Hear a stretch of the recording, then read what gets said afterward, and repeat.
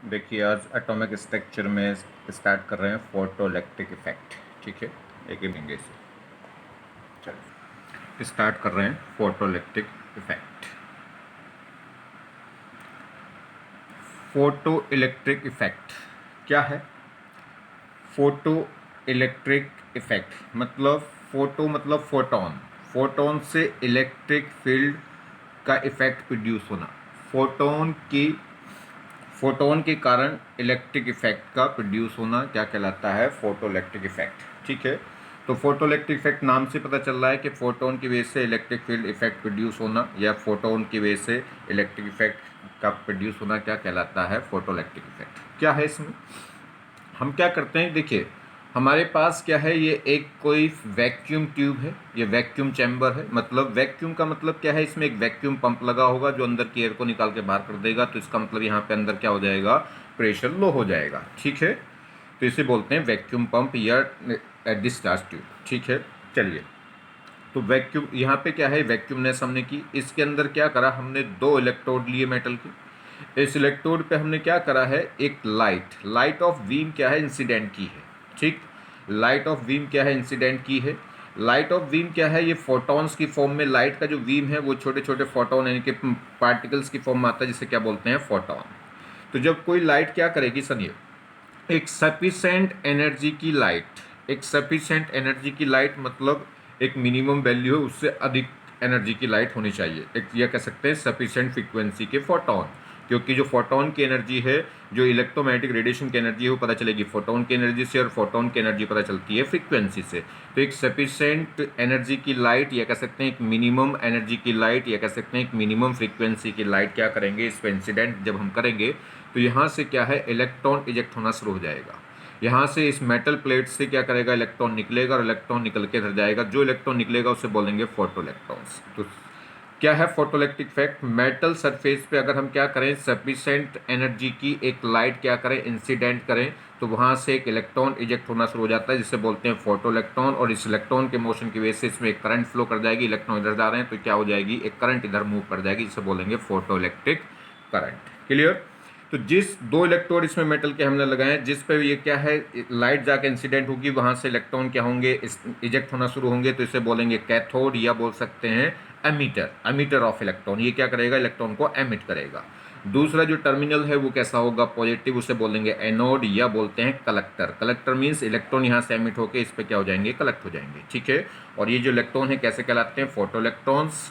और ये metal surface है जहाँ से क्या होंगे, इलेक्ट्रॉन रिजेक्ट होंगे। जैसे कैस कब होंगे, जब सफिशिएंट एनर्जी की लाइट इस पर आके इंसिडेंट होगी। इलेक्ट्रॉन फोटो इलेक्ट्रॉन इधर जाएंगे तो करंट क्या होगी, एक फोटो इलेक्ट्रिक करंट इधर फ्लो कर जाएगी। क्लियर होगी बात? तो जिस पे लाइट आके इंसिडेंट हो रही है वो नेगेटिवली चार्ज होगा। नेगेटिवली चार्ज क्यों होगा, नहीं कि कह सकते हैं एक्सेस ऑफ इलेक्ट्रॉन होंगे, यहाँ से इलेक्ट्रॉन रिजेक्ट होंगे, तो वो कहलाएगा कैथोड या कहलाएगा एमीटर। और दूसरा टर्मिनल क्या हो जाएगा, पॉजिटिव, इसे बोलेंगे एनोड या बोलेंगे कलेक्टर, जो फोटो इलेक्ट्रॉन्स को क्या करेगा, कलेक्ट करेगा। चलिए, तो फाइनली होगा क्या, देखिए एक सफिशेंट एनर्जी की लाइट जैसे आप इस पर क्या करेंगे, इंसिडेंट करेंगे, तो यहाँ से इलेक्ट्रॉन क्या होगा, इजेक्ट होगा। अब ये जो लाइट आपने सफिशेंट एनर्जी की एक लाइट इंसिडेंट करी है, उस लाइट की जो एनर्जी है वो दो पार्ट में जाएगी। एक तो इस मेटल की सरफेस से इलेक्ट्रॉन को पुल आउट करने में, एक तो इस मेटल की सरफेस से इलेक्ट्रॉन को पुल आउट करने में, जिसे बोलते हैं वर्क फंक्शन। ठीक है, और दूसरा क्या होगा, बाकी जो बची हुई एनर्जी है वो क्या होगी, इस इलेक्ट्रॉन को एक्सीलेट कराने में मूव हो जाएगी, यानी कि इलेक्ट्रॉन को मूव कराने में, मतलब कह सकते हैं इलेक्ट्रॉन की काइनेटिक एनर्जी के फॉर्म में। तो ये जो लाइट हम डाल रहे हैं, इस लाइट की एनर्जी दो दो तरीके से यूज होगी। एक तो इलेक्ट्रॉन को इजेक्ट कराने में, जिसे बोलते हैं वर्क फंक्शन, और दूसरा रिमेनिंग पार्ट कहाँ चला जाएगा, इस इलेक्ट्रॉन को मूव कराने में, यानी कि इसकी काइनेटिक एनर्जी की फॉर्म में। क्लियर? नेक्स्ट देखिए, फोटो इलेक्ट्रिक इफेक्ट जो है वो दिया किसी और ने था, मगर इसमें क्या हो रहा है, किसकी क्या बात है, उसको समझाया किसी और ने था। तो जो फोटो इलेक्ट्रिक इफेक्ट है वो जनरली क्या है, फोटो इलेक्ट्रिक इफेक्ट में क्या हो रहा है, फोटो इलेक्ट्रिक इफेक्ट की जो बात है वो किसने, आइंस्टीन ने समझाई थी, मगर क्या है, ये दिया किसने था, लिविस्टियर ने। तो लिविस्टियर suggest a beam of light is stream of particles. ये कह रहा है, इसने कहा कि जो बीम ऑफ लाइट है, लिवेशनर ने सजेस्ट किया कि बीम ऑफ लाइट क्या है, is the stream of particle, एक पार्टिकलों की स्ट्रीम है, मतलब जो लाइट की जो बीम है उसमें वो बहुत सारे पार्टिकलों से मिलकर बनी हुई है। Now these particle are called photon, और ये जो पार्टिकल्स हैं इन्हें हम क्या कहेंगे, फोटॉन्स कहेंगे। चलिए दूसरा,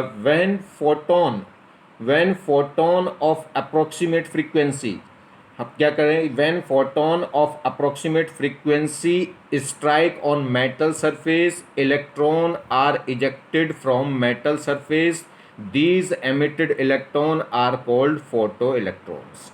ये कह रहा है अगर मैं क्या करूं, एक सफिशेंट फ्रीक्वेंसी का या अप्रोक्सीमेट फ्रीक्वेंसी का या कह सकते हैं एक सफिशेंट एनर्जी का फोटोन मेटल सरफेस पे कोलाइड करूं, तो वहाँ से इलेक्ट्रॉन इजेक्ट हो जाते हैं, ठीक। और जो इलेक्ट्रॉन इजेक्ट होंगे उसे क्या बोलते हैं, वहाँ से इलेक्ट्रॉन क्या होंगे, इजेक्ट होंगे मेटल सरफेस से, और दीज एमिटेड इलेक्ट्रॉन्स क्या कहलाते हैं, फोटो इलेक्ट्रॉन्स।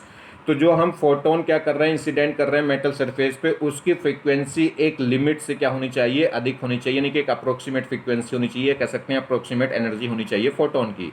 और वो कितनी होनी चाहिए, जो फ्रीक्वेंसी है, जो इंसिडेंट फोटोन है उसकी जो एनर्जी है वो म्यू जो फ्रीक्वेंसी है वो बड़ी होनी चाहिए, किससे, थ्रेशोल्ड फ्रीक्वेंसी से। म्यू नोट क्या होता है, वो थ्रेशोल्ड फ्रीक्वेंसी है, या कह सकते हैं वो मिनिमम एनर्जी फ्रीक्वेंसी है, जिससे अधिक फ्रीक्वेंसी पर डालने पे इलेक्ट्रॉन क्या होंगे, इजेक्ट हो जाएंगे, ठीक है।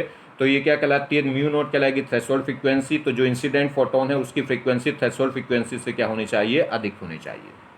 चलिए, और ये जो फिनोमिना है, जब आप क्या करते हैं, सफिशिएंट फ्रीक्वेंसी का फोटोन मेटल सरफेस पे इंसिडेंट करते हैं, तो वहाँ से इलेक्ट्रॉन इजेक्ट होते हैं, जिसे बोलते हैं फोटो इलेक्ट्रॉन्स। ये फिनोमिना क्या कहलाता है, फोटो इलेक्ट्रिक इफेक्ट, ठीक है। तो phenomena is called photo electric effect.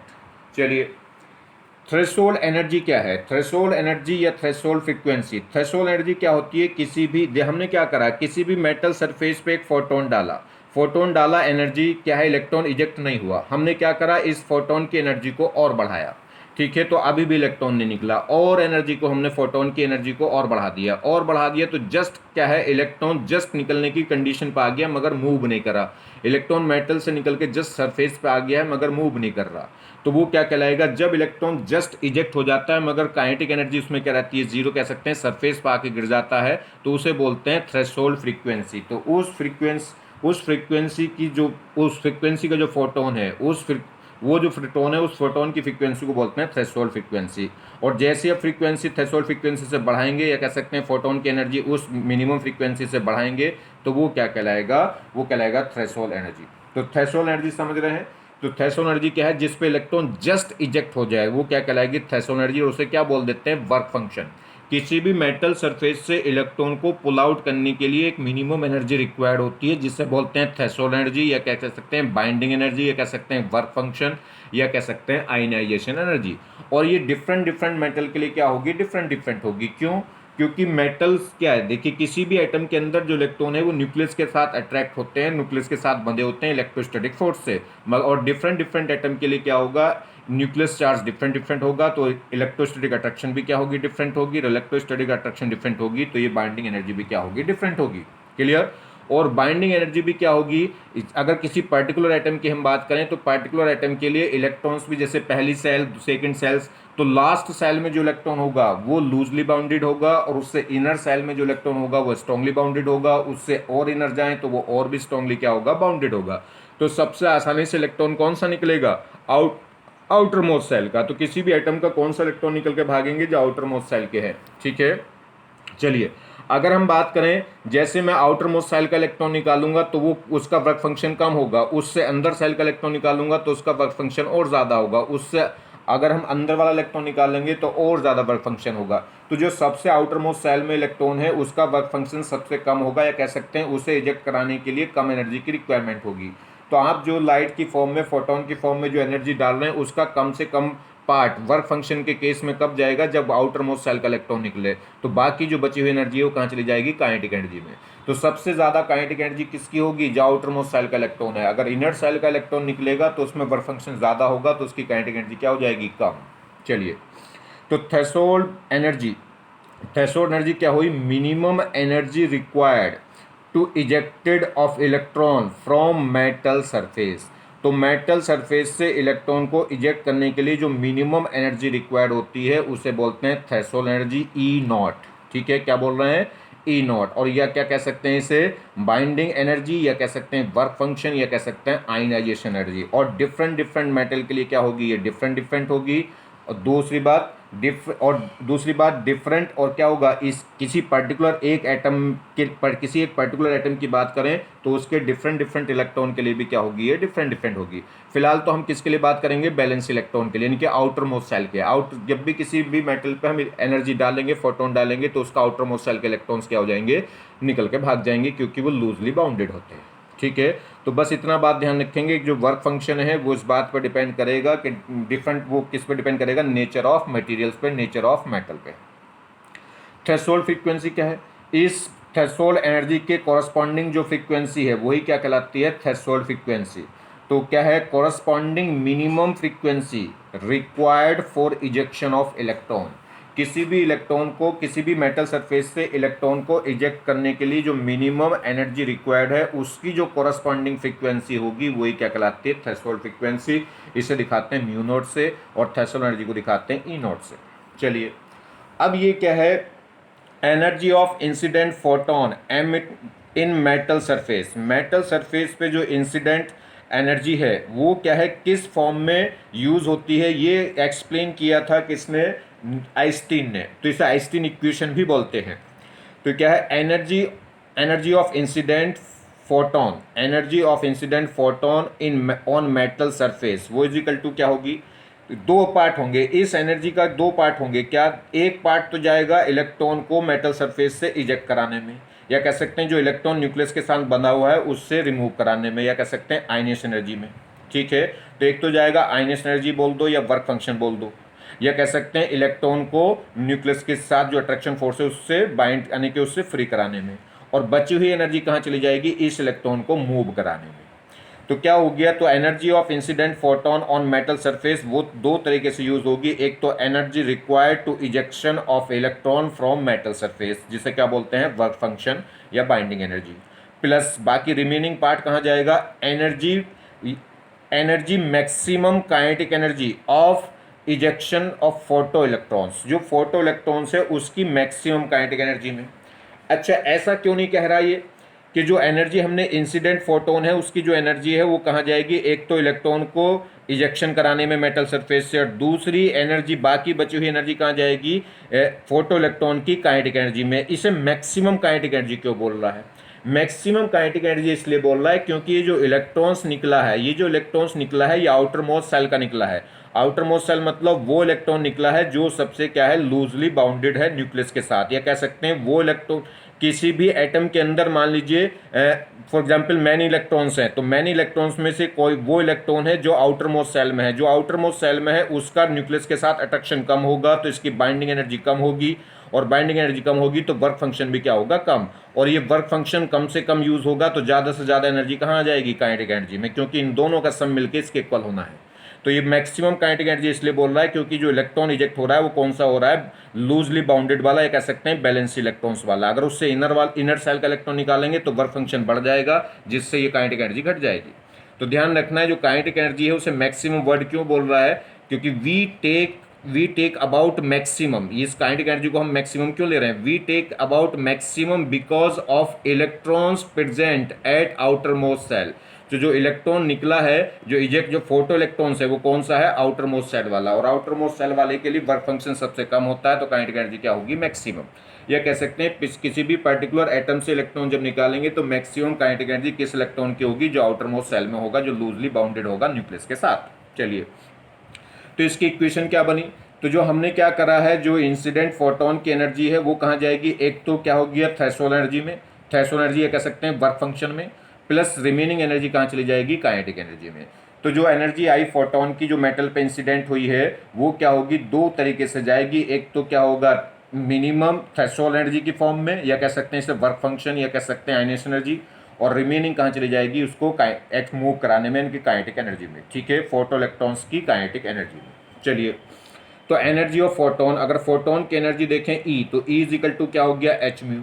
अगर हम बात, ठीक है, इसको हम क्या लिख सकते हैं, एच म्यू, तो इसको क्या लिखेंगे, H mu not. Mu naught क्या है, थ्रेशोल्ड एनर्जी।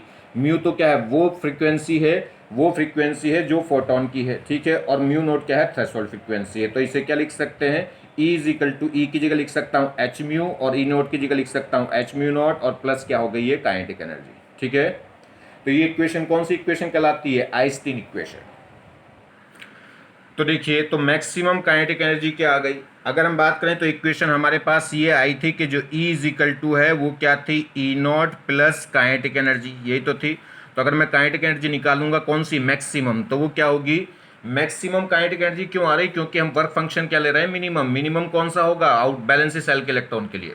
तो maximum kinetic energy of photo electrons वो क्या होगी, तो काइनेटिक एनर्जी इक्वल आएगी ई माइनस ई नॉट। तो ई मतलब फोटोन की energy minus threshold work function, ठीक है। क्या लिख सकते हैं, एच म्यू नॉट। ये म्यू को हम क्या लिख सकते हैं, म्यू लिख सकते हैं सी अपॉन लेमडा। तो यहाँ पे kinetic energy 1/2 mv² equal to होगी H mu minus H mu not, या लिख सकते हैं H C upon lambda minus H C upon lambda not. ये म्यू नॉट थी थ्रेशोल्ड फ्रीक्वेंसी, और लेमडा नॉट क्या है, थ्रेशोल्ड वेवलेंथ है। क्लियर।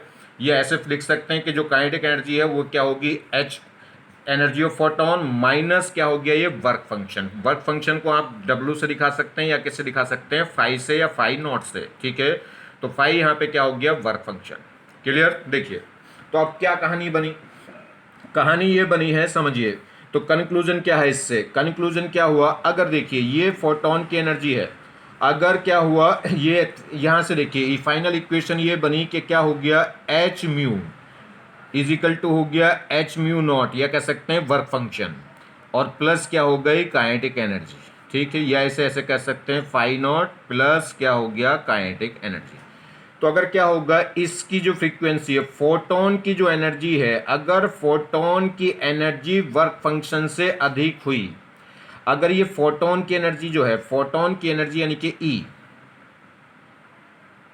फोटोन की एनर्जी अगर वर्क फंक्शन से कम हुई तो इलेक्ट्रॉन इजेक्ट नहीं होगा, और फोटोन की एनर्जी वर्क फंक्शन के जस्ट इक्वल हुई तो इलेक्ट्रॉन जस्ट इजेक्ट होगा मगर मूव नहीं करेगा, यानी कि काइनेटिक एनर्जी उस केस में क्या हो जाएगी, जीरो। और अगर इस फोटोन की एनर्जी वर्क फंक्शन से ज़्यादा हुई तो ये क्या होगा, इसका कुछ पार्ट चला जाएगा इलेक्ट्रॉन को इजेक्ट कराने में, और बाकी बचा हुआ कहाँ चला जाएगा, काइनेटिक एनर्जी में। समझ में आई बात। अगर फोटोन की एनर्जी वर्क फंक्शन से कम है तो इलेक्ट्रॉन मूव, इलेक्ट्रॉन इजेक्ट नहीं होगा। अगर फोटोन की एनर्जी जस्ट वर्क फंक्शन के इक्वल है तो इलेक्ट्रॉन इजेक्ट तो होगा मगर बस सरफेस पर आकर चल डल जाएगा, काइनेटिक एनर्जी उसमें जीरो होगी, मूव नहीं करेगा, ठीक। और अगर एनर्जी फोटोन की एनर्जी वर्क फंक्शन से ज़्यादा हुई तो उस केस में क्या होगा, इलेक्ट्रॉन इजेक्ट भी होगा और मूव भी करेगा। अब उल्टा कह लीजिए, अगर क्या है, ये फोटोन की फ्रीक्वेंसी थ्रेशोल्ड फ्रीक्वेंसी से छोटी हुई तो ये क्या होगा, इस अगर ये फ्रीक्वेंसी छोटी है थ्रेशोल्ड फ्रीक्वेंसी से, तो इसका मतलब ये एनर्जी, फोटोन की एनर्जी इस वर्क फंक्शन से कम है, तो उस केस में इलेक्ट्रॉन इजेक्ट नहीं होगा। अगर फ्रीक्वेंसी थ्रेशोल्ड फ्रीक्वेंसी के इक्वल है तो इलेक्ट्रॉन जस्ट इजेक्ट होगा मगर मूव नहीं करेगा। और अगर फोटोन की फ्रीक्वेंसी थ्रेशोल्ड फ्रीक्वेंसी से बड़ी हुई तो उस केस में इलेक्ट्रॉन इजेक्ट भी करेगा और साथ में काइनेटिक एनर्जी भी आएगी, यानी कि मूव भी करेगा। ऐसी वेवलेंथ के लिए, वेवलेंथ क्या होगा, फ्रीक्वेंसी के उल्टा होती है, इन्वर्सली होती है। तो अगर थ्रेशोल्ड देखिए, अगर फोटोन की वेवलेंथ छोटी हुई किससे, थ्रेशोल्ड वेवलेंथ से, तो उस केस में एनर्जी क्या हो जाएगी, ज़्यादा, क्योंकि वेवलेंथ जितनी कम होती है उतनी एनर्जी क्या होगी, ज़्यादा। तो अगर इसकी वेवलेंथ, अगर थ्रेशोल्ड वेवलेंथ बड़ी हुई किससे, अगर फोटोन की वेवलेंथ बड़ी हुई थ्रेशोल्ड वेवलेंथ से, तो उस केस में इलेक्ट्रॉन इजेक्ट नहीं होगा, क्योंकि वेवलेंथ जितनी ज़्यादा उतनी एनर्जी कम हो जाएगी फोटोन की। अगर इक्वल है, इस प्रोटॉन की वेवलेंथ थ्रेशोल्ड वेवलेंथ के इक्वल है तो इलेक्ट्रॉन जस्ट इजेक्ट होगा मगर मूव नहीं करेगा। और अगर फोटोन की वेवलेंथ थ्रेशोल्ड वेवलेंथ से छोटी हो गई तो इसकी एनर्जी बढ़ जाएगी, और एनर्जी बढ़ जाएगी तो इलेक्ट्रॉन इजेक्ट भी होगा और मूव भी करेगा। तो देखिए, इफ अगर फोटोन की फ्रीक्वेंसी थ्रेशोल्ड फ्रीक्वेंसी से छोटी हुई तो इसका मतलब फोटोन की जो एनर्जी है वर्क फंक्शन से कम रह जाएगी, और कम रह जाएगी तब उस केस में क्या होगा, then no ejection of electron from metal surface, ठीक। अगर इस केस में देखिए, तो आप समझ रहे हैं बात को, अगर फोटोन की फ्रीक्वेंसी थ्रेशोल्ड फ्रीक्वेंसी से कम हुई तो इसका मतलब क्या है, इसका मतलब है कि फोटोन की एनर्जी वर्क फंक्शन से कम है, या कह सकते हैं कि फोटोन की जो वेवलेंथ है वो थ्रेशोल्ड वेवलेंथ से बड़ी है, क्योंकि वेवलेंथ फ्रीक्वेंसी की क्या होती है, इनवर्सली। अगर फ्रीक्वेंसी छोटी है थ्रेशोल्ड फ्रीक्वेंसी से तो वेवलेंथ बड़ी होगी थ्रेशोल्ड वेवलेंथ से। यहाँ देखिए इस केस में अगर फ्रीक्वेंसी बड़ी हुई, फोटोन की जो फ्रीक्वेंसी है वो इक्वल हुई किसके, थ्रेशोल्ड फ्रीक्वेंसी के, तो उस केस में क्या होगा, फोटोन की जो एनर्जी है वो इक्वल होगी किसके, वर्क फंक्शन के। तो इक्वल होगी तो क्या होगा, then ejection of electron take place, electron का इजेक्शन तो होगा विद जीरो काइनेटिक एनर्जी, मगर काइनेटिक एनर्जी उस समय क्या होगी, जीरो होगी। तो ये केस कौन सा हो गया, जब फोटोन की फ्रीक्वेंसी थ्रेशोल्ड फ्रीक्वेंसी के इक्वल है, या फोटोन की एनर्जी वर्क फंक्शन के इक्वल है, या कह सकते हैं फोटोन की जो वेवलेंथ है वो थ्रेशोल्ड वेवलेंथ के इक्वल है। ये कौन सा केस हुआ, जब फोटोन की फ्रीक्वेंसी थ्रेशोल्ड फ्रीक्वेंसी से बड़ी है। तो इसका मतलब क्या है कि फोटोन की एनर्जी वर्क फंक्शन से बड़ी है, या कह सकते हैं कि फोटोन की जो वेवलेंथ है वो थ्रेशोल्ड वेवलेंथ से क्या हो गया, छोटी हो गई। तो उस केस में क्या होगा, इलेक्ट्रॉन इजेक्ट भी होगा, क्योंकि फोटोन की एनर्जी वर्क फंक्शन से ज़्यादा है। तो then electron ejection, then the ejection of electron take place with specific kinetic energy. तो किसके साथ, एक स्पेसिफिक काइनेटिक एनर्जी के साथ क्या कर जाएगा, वो इजेक्शन कर जाएगा। चलिए, ये ग्राफ ड्रॉ करने के लिए आता है कि मैक्सिमम काइनेटिक एनर्जी, तो समझ में आ रही बात, काइनेटिक एनर्जी को मैक्सिमम क्यों बोल रहे हैं, क्योंकि आउट लूजली बाउंडेड इलेक्ट्रॉन निकल रहा है, कौन सा, बैलेंस इलेक्ट्रॉन्स का। चलिए, तो काइनेटिक एनर्जी और फ्रीक्वेंसी में ग्राफ ड्रॉ करवा रहा है, तो कैसे ग्राफ ड्रॉ होगा, देखिए यही तो इक्वेशन है आइंस्टीन की इक्वेशन, जो फोटोइलेक्ट्रिक इफेक्ट की आइंस्टीन इक्वेशन है वो ये है, काइनेटिक एनर्जी इक्वल है H mu minus H mu not. Clear. चलिए, तो हमें क्या है, देखिए हमें ग्राफ खींचना है काइनेटिक एनर्जी और फ्रीक्वेंसी में। जो परपेंडिकुलर क्वांटिटी है, स्लोप की इक्वेशन होती क्या है, y equal to M X plus C होती है। तो जो परपेंडिकुलर क्वांटिटी है वो तो लेफ्ट साइड में लेते हैं। तो देखिए ये तो y तो हो गया ये, और x हो गया ये। तो जो y परपेंडिकुलर क्वांटिटी है उसे तो कहाँ लेते हैं, लेफ्ट साइड में। वो लेफ्ट साइड में ऑलरेडी है काइनेटिक एनर्जी, ठीक। और जो हॉरिजॉन्टल क्वांटिटी है वो कौन है, x, और x को रिप्रेजेंट कौन कर रहा है, फ्रीक्वेंसी। तो ये क्या हो गया, mx। तो ये पार्ट तो हो गया y, ये हो गया mx, और ये कौन हो गया, c। कंपेयर करिए, तो यहाँ से इंटरसेप्ट अगर y equal to M X plus C से कंपेयर करूँ तो c तो क्या हो गया, c तो हो गया एच म्यू नॉट के इक्वल, और कैसा हो गया, माइनस का, क्योंकि यहाँ इक्वेशन में प्लस है, वहाँ क्या है, माइनस। तो यहाँ पे जो c है वर्क फंक्शन है, जो c है इंटरसेप्ट, वो तो किसके इक्वल हो गया जी, एच म्यू नॉट के इक्वल, या कह सकते हैं इसे, क्या कह सकते हैं, वर्क फंक्शन। और कैसा, माइनस का। माइनस का मतलब है ग्राफ कहाँ से शुरू होगा, यहाँ से। चलिए अभी बताएंगे। और एच एम एक्स किसको मैच करेगा, एच म्यू को, क्योंकि एक्स जो क्वांटिटी है उस पर कौन है, म्यू है, फ्रीक्वेंसी। तो एम एक्स कौन हो गया, एच म्यू। कंपेयर करिए जी, तो यहाँ पे जो स्लोप है एम, वो एम किसके इक्वल हो गया, एच के। तो यहाँ पे जो स्लोप है एम वो कितना हो गया, एच हो गया, और कैसा है, प्लस का है और कांस्टेंट है। तो एच प्लस का हो, स्लोप कांस्टेंट प्लस का हो गया और कांस्टेंट हो गया। तो देखिए, जब इंटरसेप्ट जीरो होगा तो ग्राफ यहाँ से शुरू होगा, इंटरसेप्ट प्लस का होगा तो ग्राफ कहीं यहाँ से शुरू होगा, और इंटरसेप्ट माइनस का है तो ग्राफ कहाँ से शुरू होगा, कहीं नेगेटिव से। और कितना है, माइनस का है, एच म्यू नॉट। तो ये एच म्यू नॉट बोल दो, ऐसे क्या बोल सकते हैं, वर्क फंक्शन। तो ग्राफ कहीं यहाँ से शुरू होगा। अब स्लोप कैसा है, प्लस का है, प्लस का है तो कहाँ जाएगा, ऊपर। नेगेटिव होता तो कहाँ जाता, नीचे। और जीरो होता तो कहाँ जाता, हॉरिजॉन्टल। तो स्लोप प्लस का है तो कहाँ जाएगा, ऊपर। कांस्टेंट है तो कैसा जाएगा, स्ट्रेट लाइन। तो यहाँ से ग्राफ शुरू होकर यहाँ जाएगा।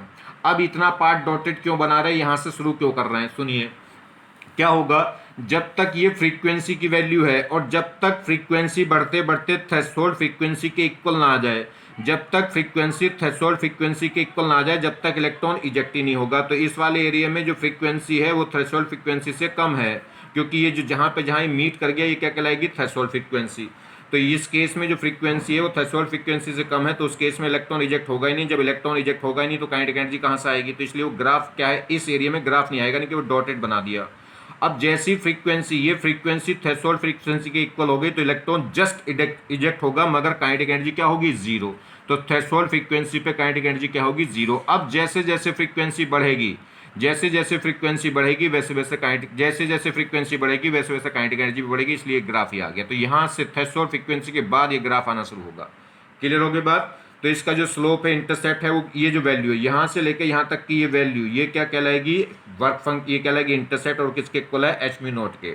और जो स्लोप है वो इसमें कितना हो गया, पॉजिटिव है, और कांस्टेंट है कितना, प्लैंक कांस्टेंट एच के इक्वल क्या है, इसका स्लोप है किसका, काइनेटिक एनर्जी और फ्रीक्वेंसी के ग्राफ का। चलिए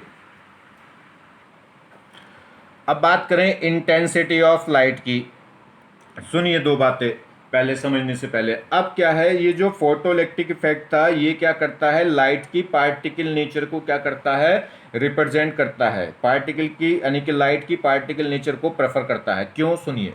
हम क्या करें, ये देखा गया है इस एक्सपेरिमेंट में, जैसे हम क्या करते हैं, अगर हम क्या करें, फोटोन की क्या करें, फोटोन की अगर हम क्या करें, इंटेंसिटी बढ़ाएं, मतलब फोटोन की फ्रीक्वेंसी बढ़ाएं, इंसिडेंट फोटोन, जो इंसिडेंट फोटोन है जो मेटल सरफेस पे आके टकरा रहा है, अगर मैं उसकी फ्रीक्वेंसी बढ़ाता जाऊं बढ़ाता जाऊं बढ़ाता जाऊं, जब फ्रीक्वेंसी बढ़ेगी तो इसका मतलब उस फोटोन की काइनेटिक एनर्जी बढ़ेगी, और काइनेटिक एनर्जी बढ़ेगी तो क्या होगा, ज़्यादा इलेक्ट्रॉन निकल जाने चाहिए, या फिर क्या होना चाहिए, ज़्यादा काइनेटिक एनर्जी से भागना चाहिए। जैसे ऐसे एक एग्जाम्पल समझ लो, अगर हमारे पास क्या है, हम फोटोन, जो एक इलेक्ट्रॉन है मेटल सरफेस का, जो इलेक्ट्रॉन है उसका वर्क फंक्शन मान लीजिए कितना है, उसका वर्क फंक्शन है 4 इलेक्ट्रॉन वोल्ट, ठीक है। वो 4 इलेक्ट्रॉन वोल्ट पे 4 इलेक्ट्रॉन वोल्ट की एनर्जी देते ही वो क्या है, इजेक्ट हो जाता है, ठीक। उसकी जो बाइंडिंग एनर्जी है वो 4 इलेक्ट्रॉन वोल्ट है। हमने जो फोटोन डाला वो मान लीजिए कितने का डाला, 6 इलेक्ट्रॉन वोल्ट का। तो 6 इलेक्ट्रॉन वोल्ट की एनर्जी का जो फोटोन डाला है तो वो क्या करेगा, उसकी 4 एनर्जी तो कहाँ चली जाएगी, 4 इलेक्ट्रॉन वोल्ट की एनर्जी तो चली जाएगी इलेक्ट्रॉन को इजेक्ट कराने में, बाकी 2 इलेक्ट्रॉन वोल्ट कहाँ चली जाएगी, उसे काइनेटिक एनर्जी देने में। अब मैंने जो फोटोन है उस फोटोन की फ्रीक्वेंसी बढ़ाई, फ्रीक्वेंसी बढ़ गई तो उसकी एनर्जी बढ़ गई, मान लीजिए उसकी एनर्जी 6 इलेक्ट्रॉन वोल्ट से बढ़ के कितनी हो गई, 7 इलेक्ट्रॉन वोल्ट हो गई। 7 हो गई तो इस केस में अब क्या होगा, इस केस में अब क्या होगा, 4 एनर्जी तो जाएगी इलेक्ट्रॉन को इजेक्ट कराने में, बाकी बची 3 वो कहाँ चली जाएगी, काइनेटिक एनर्जी में। अब मैंने फोटोन की फ्रीक्वेंसी और बढ़ा दी तो उसकी एनर्जी बढ़ के कितनी हो गई, 8 इलेक्ट्रॉन वोल्ट। अब जो इजेक्शन ऑफ इलेक्ट्रॉन है वो कितना है, 4 इलेक्ट्रॉन है, 4 इलेक्ट्रॉन वोल्ट है। तो अब 8 से मेरे बाद दिमाग में ये बात आती है कि मैं 8 की एनर्जी लेके जब फोटोन आ रहा है तो वो क्या करे, 8 इलेक्ट्रॉन की एनर्जी क्या कर सकती है, 2 इलेक्ट्रॉनों को निकाल सकती है। तो ये दो काम करे, या तो क्या करे, एक इलेक्ट्रॉन को निकालने में 4 की एनर्जी चली जाएगी, बची 4 की वो कहाँ चली जाएगी, काइनेटिक एनर्जी में। या फिर ये ऐसा कर दे कि एक 8 इलेक्ट्रॉन वोल्ट की जो एनर्जी है वो 2 इलेक्ट्रॉनों को निकाल दे, 4 के 2 इलेक्ट्रॉनों को क्या कर दे, रिमूव करा दे, और काइनेटिक एनर्जी जीरो। मान लीजिए मैंने अब क्या कर दिया, फ्रीक्वेंसी थोड़ी सी और बढ़ा दी किसकी, इंसिडेंट फोटोन की, तो उसकी एनर्जी मान लीजिए बढ़ के कितनी आ गई, 10 इलेक्ट्रॉन वोल्ट। अब मेरे पास जो इलेक्ट्रॉन रिजेक्ट होता है वो 4 इलेक्ट्रॉन वोल्ट से होता है, तो मेरे दिमाग में दो बातें आएंगी कि ये 10 दो तरीके से यूज हो सकती है, या तो 4 इलेक्ट्रॉन वोल्ट का एक इलेक्ट्रॉन निकाल दे और बाकी बची 6 की एनर्जी वो काइनेटिक एनर्जी में चली जाए, या फिर ऐसे करे कि ये 4 के 2 इलेक्ट्रॉन्स निकाल दे और बची 2 एनर्जी वो कहाँ चली जाए, उनको एक्सीलरेट करने में। तो क्या होता है सुनिए, तो एक्सपेरिमेंटली ये पाया गया कि जब हम क्या करेंगे, अगर 10 इलेक्ट्रॉन वोल्ट की एनर्जी देंगे किसको, ऐसे इलेक्ट्रॉन को जिसकी वर्क फंक्शन कितना है, 4 इलेक्ट्रॉन वोल्ट, तो एक फोटोन एक ही इलेक्ट्रॉन के साथ कोलाइड करता है। यानी कि फोटोन की जो एनर्जी है वो टोटल की टोटल एनर्जी एक ही इलेक्ट्रॉन को जाती है, वो दूसरे इलेक्ट्रॉन पे डिस्ट्रीब्यूट नहीं होती। तो अगर हम क्या करेंगे, 10 का डालेंगे तो क्या होगा, 4 इलेक्ट्रॉन की एनर्जी तो चली जाएगी इलेक्ट्रॉन को इजेक्ट कराने में, और बाकी 6 इलेक्ट्रॉन वोल्ट की एनर्जी उसको एक्सलेट कराने में चली जाएगी, वो दूसरे इलेक्ट्रॉन पे जरा भी डिस्ट्रीब्यूट नहीं होगी। तो एक तो ये पाया गया कि जैसे ही फोटोन डालते हैं तो एक फोटोन से क्या है, सिर्फ एक एक फोटोन की जो एनर्जी है वो सिर्फ एक ही इलेक्ट्रॉन पे डिस्ट्रीब्यूट होती है, वो दूसरे इलेक्ट्रॉन पे डिस्ट्रीब्यूट नहीं होती। और दूसरी बात, जैसे ही फोटोन इलेक्ट्रॉन पे कोलाइड करता है बिल्कुल इमीडिएटली उसी टाइम क्या है, इलेक्ट्रॉन इजेक्ट हो जाता है, ठीक है। तो कह सकते हैं कि जैसे जैसे इंसिडेंट फोटोन की हम क्या कर रहे हैं, फ्रीक्वेंसी बढ़ा रहे हैं, इनकी एनर्जी बढ़ा रहे हैं, तो उससे क्या है, नंबर ऑफ इजेक्टेड इलेक्ट्रॉन्स नहीं बढ़ रहे, सिर्फ और सिर्फ उसकी काइनेटिक एनर्जी बढ़ रही है। इजेक्टेड इलेक्ट्रॉन की काइनेटिक एनर्जी बढ़ रही, नंबर ऑफ इलेक्ट्रॉन्स नहीं बढ़ रहे। जब नंबर ऑफ इलेक्ट्रॉन्स नहीं बढ़ रहे तो क्या हो गया, फोटोइलेक्ट्रिक इलेक्ट्रॉन सेम, तो क्या होगा, फोटोइलेक्ट्रिक करंट भी क्या रहेगी, सेम।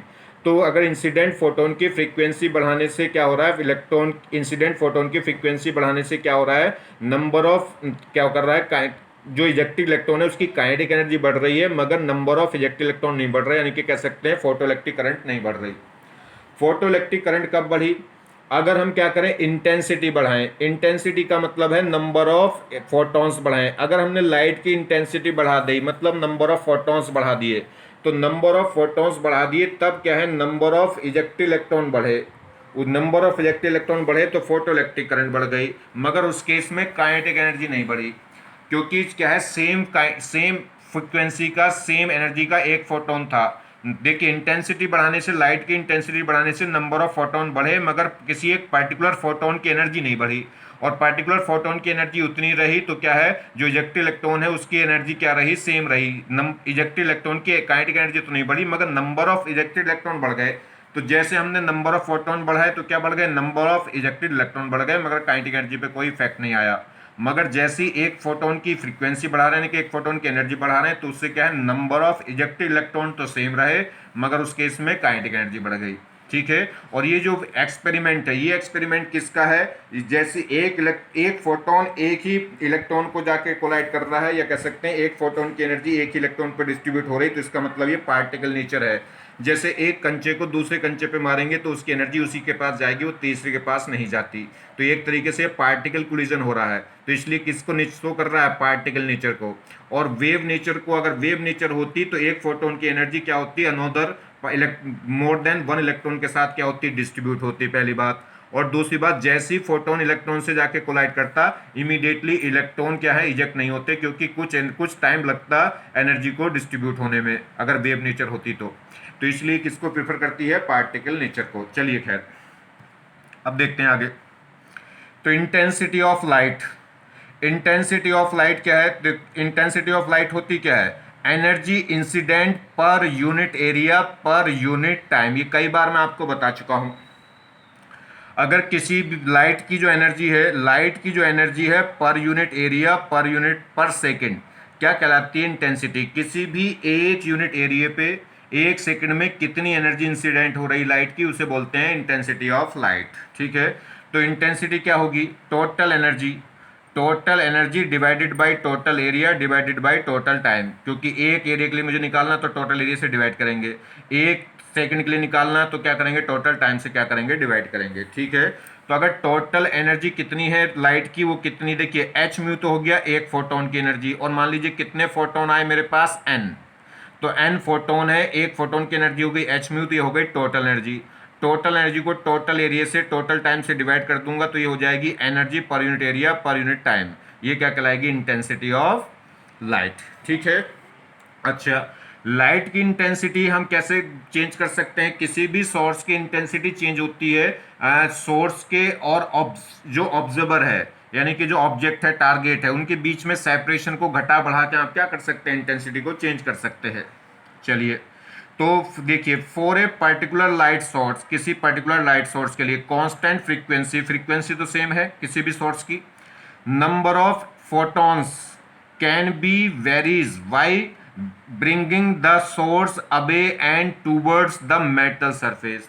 तो किसी भी लाइट सोर्स को, कोई भी जो लाइट सोर्स है उसकी फ्रीक्वेंसी तो क्या रहती है? फ्रीक्वेंसी तो जो वो जिस भी एनर्जी के फोटोन को एमिट कर रहा है वो सेम रहेगी।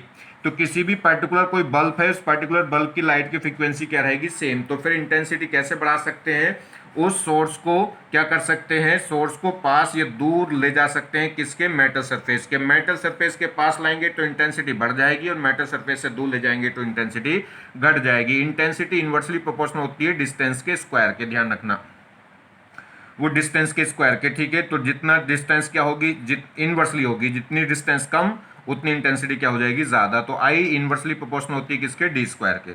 तो अगर क्या है, किसी भी पर्टिकुलर, अगर हम क्या करें, किसी भी पर्टिकुलर सोर्स के लिए बात करें, for a particular light source, तो उसके लिए कांस्टेंट फ्रीक्वेंसी, फ्रीक्वेंसी तो क्या रहेगी? कांस्टेंट। मगर हमें number of electrons, number of photons हम क्या कर सकते हैं? घटा बढ़ा सकते हैं। तो number of photons can B varies by bringing the source away and towards the metal surface। metal surface के पास लाएंगे तो क्या होगा? इंटेंसिटी बढ़ेगी, या कह सकते हैं नंबर ऑफ फोटॉन्स बढ़ जाएंगे। इंटेंसिटी बढ़ेगी, इंटेंसिटी बढ़ेगी मतलब एनर्जी बढ़ेगी। एनर्जी कब बढ़ेगी? जब नंबर ऑफ फोटॉन्स बढ़ जाएंगे। तो जैसे हम सोर्स को पास लाएंगे मेटल सरफेस के, तो इंटेंसिटी बढ़ जाएगी, जिससे नंबर ऑफ इलेक्ट्रॉन्स बढ़ जाएंगे। नंबर ऑफ फोटॉन्स बढ़ जाएंगे, वो नंबर ऑफ फोटॉन्स बढ़ेंगे तो नंबर ऑफ इजेक्टेड इलेक्ट्रॉन्स भी बढ़ेंगे, और नंबर ऑफ इजेक्टेड इलेक्ट्रॉन्स बढ़ेंगे तो क्या होगी? फोटोइलेक्ट्रिक करंट भी बढ़ जाएगी। तो ध्यान दीजिए, जैसे हम क्या करेंगे, सोर्स को, किसी भी लाइट सोर्स को हम क्या करेंगे? मेटल सरफेस के पास लाएंगे तो उससे क्या होगा? टोटल इंटेंसिटी बढ़ेगी। इंटेंसिटी बढ़ेगी तो क्या होगा? नंबर ऑफ फोटॉन्स बढ़ेंगे। इंटेंसिटी कब बढ़ेगी? जब एनर्जी बढ़ेगी। एनर्जी कब बढ़ेगी? जब नंबर ऑफ फोटॉन्स बढ़ेंगे, क्योंकि फ्रीक्वेंसी तो फिक्स रहती है किसी भी सोर्स की।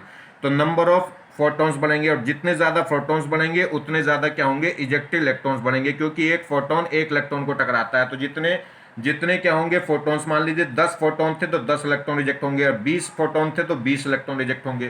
तो जैसे जैसे नंबर ऑफ इलेक्ट्रॉन्स फोटॉन्स बढ़ेंगे, वैसे वैसे इजेक्टेड इलेक्ट्रॉन्स बढ़ेंगे। इजेक्टेड इलेक्ट्रॉन्स बढ़ेंगे तो फोटोइलेक्ट्रिक करंट बढ़ेगी। ठीक है। तो ध्यान रखना है, तो n बढ़ेगा तो I बढ़ जाएगा, तो मोर फोटो इलेक्ट्रॉन्स इजेक्टेड, तो उतने ही ज़्यादा क्या होंगे? फोटो इलेक्ट्रॉन्स बढ़ जाएंगे, जिससे फोटोइलेक्ट्रिक करंट क्या है? बढ़ जाएगी। काइनेटिक एनर्जी सेम, मगर काइनेटिक एनर्जी पे कोई फर्क नहीं पड़ेगा। काइनेटिक एनर्जी पे क्यों नहीं फर्क पड़ेगा? क्योंकि काइनेटिक एनर्जी डिपेंड करती है पर्टिकुलर फोटोन की एनर्जी पे। तो इंटेंसिटी के बढ़ाने से किसी पर्टिकुलर फोटोन की एनर्जी नहीं बढ़ेगी। फोटोन की एनर्जी अगर हम क्या करें, फोटोन की एनर्जी जब बढ़ेगी जब डिफरेंट सोर्स हो, डिफरेंट सोर्स होगा तो डिफरेंट फ्रीक्वेंसी होगी, डिफरेंट फ्रीक्वेंसी होगी तो फोटोन की एनर्जी क्या होगी, डिफरेंट, जिससे क्या होगा, काइनेटिक एनर्जी चेंज होगी। तो दो ही बातें ध्यान रखनी है। अगर आप क्या करेंगे, इंटेंसिटी बढ़ाएंगे, इंटेंसिटी बढ़ाएंगे तो क्या होगा, नंबर ऑफ इजेक्टेड इलेक्ट्रॉन्स बढ़ेंगे। इंटेंसिटी बढ़ाएंगे तो फोटॉन्स बढ़ेंगे, फोटॉन्स बढ़ेंगे मगर फोटोन की एनर्जी नहीं बढ़ेगी। जब आप इंटेंसिटी बढ़ाएंगे तो नंबर ऑफ फोटॉन्स बढ़ेंगे, जिससे नंबर ऑफ इजेक्टेड इलेक्ट्रॉन्स बढ़ेंगे, जिससे क्या होगा, फोटोइलेक्ट्रिक करंट बढ़ेगी, मगर काइनेटिक एनर्जी क्या रहेगी, फोटोइलेक्ट्रॉन्स की सेम। अगर आप क्या करेंगे, फ्रीक्वेंसी बढ़ाएंगे, फ्रीक्वेंसी बढ़ाएंगे तो एक नंबर ऑफ फोटॉन्स तो भी रहेंगे मगर फोटोन की काइनेटिक एनर्जी बढ़ेगी और फोटोन की खुद की एनर्जी बढ़ेगी, और एक फोटोन की एनर्जी बढ़ेगी तो क्या होगा, काइनेटिक एनर्जी बढ़ जाएगी। क्यों? क्योंकि फोटोन की जो एनर्जी है वो दो पार्ट में जा रही है, एक तो इलेक्ट्रॉन को निकालने में और बाकी बची हुई उसको काइनेटिक एनर्जी देने में। तो अगर आप क्या करेंगे, फिर फोटोन फ्रीक्वेंसी बढ़ाएंगे तो फोटोन की एनर्जी बढ़ेगी, number of electric electron same रहेंगे और करंट भी क्या है, फोटोइलेक्ट्रिक करंट भी सेम रहेगी, मगर काइनेटिक एनर्जी बढ़ जाएगी। क्लियर होगी बात ये दोनों? नहीं तो एक बार मैं रिवाइज करा देता हूं बहुत सिंपल से तरीके से। अगर आप क्या करेंगे, फ्रीक्वेंसी बढ़ाएंगे, फोटोन की फ्रीक्वेंसी बढ़ाएंगे तो क्या होगा, एक फोटोन की एनर्जी बढ़ेगी, फोटोन की एनर्जी बढ़ेगी यानी कि नंबर ऑफ फोटॉन्स नहीं बढ़ेंगे, सिर्फ फोटोन की एनर्जी बढ़ेगी। फोटोन की एनर्जी बढ़ेगी तो उससे क्या होगा, उससे क्या होगा, नंबर ऑफ फोटॉन्स तो नहीं बढ़ रहे, सिर्फ फोटोन की एनर्जी बढ़ रही। तो फ्रीक्वेंसी बढ़ाने से क्या होगा, फोटोन की एनर्जी बढ़ेगी मगर नंबर ऑफ फोटॉन सेम रहेंगे, और नंबर ऑफ फोटॉन सेम रहेंगे तो number of ejected electron same रहेंगे, और number of ejected electron same रहेंगे तो फोटोइलेक्ट्रिक करंट सेम रहेगी। मगर जब एक फोटोन की एनर्जी बढ़ रही है, फ्रीक्वेंसी बढ़ाने से फोटोन की एनर्जी बढ़ रही है तो काइनेटिक एनर्जी क्या हो जाएगी, बढ़ जाएगी, और काइनेटिक एनर्जी बढ़ती है तो स्टॉपिंग पोटेंशियल भी बढ़ता है, अभी देखेंगे आगे, ठीक है, स्टॉपिंग पोटेंशियल क्या होता है। दूसरा, अगर आप इंटेंसिटी बढ़ाएंगे तो नंबर ऑफ फोटॉन्स बढ़ेंगे मगर फोटोन की एनर्जी नहीं बढ़ेगी। जब नंबर ऑफ फोटॉन्स बढ़ेंगे तो नंबर ऑफ फोटो इलेक्ट्रॉन्स बढ़ेंगे, फोटो इलेक्ट्रॉन्स बढ़ेंगे तो फोटोइलेक्ट्रिक करंट बढ़ेगी। मगर इंटेंसिटी बढ़ाने से नंबर ऑफ फोटॉन्स बढ़ते हैं, फोटॉन्स की एनर्जी नहीं बढ़ती, और फोटॉन्स की एनर्जी नहीं बढ़ेगी तो काइनेटिक एनर्जी नहीं बढ़ेगी, और काइनेटिक एनर्जी नहीं बढ़ेगी तो स्टॉपिंग पोटेंशियल नहीं बढ़ेगा, वो क्या रहेगा, सेम। तो जब हम इंटेंसिटी चेंज करते हैं तो क्या होता है, करंट बढ़ती है मगर काइनेटिक एनर्जी स्टॉपिंग पोटेंशियल क्या रहता है, सेम। जब हम फ्रीक्वेंसी बढ़ाते हैं तो काइनेटिक एनर्जी बढ़ेगी फोटो इलेक्ट्रॉन्स की, मगर नंबर ऑफ इलेक्ट्रॉन्स या फोटोइलेक्ट्रिक करंट क्या रहती है, सेम रहती है। चलिए यहाँ देखिए, अब मेरे पास क्या है, हमने क्या करा है, एक पर्टिकुलर फ्रीक्वेंसी, की क्या कर रहे हैं, लाइट इंसिडेंट कर रहे हैं, मगर लाइट की इंटेंसिटी क्या कर रहे हैं, बढ़ा रहे हैं। इंटेंसिटी बढ़ा रहे हैं तो क्या होगा, फोटो इलेक्ट्रिक करंट या कह सकते हैं नंबर ऑफ फोटॉन्स क्या होंगे, बढ़ेंगे।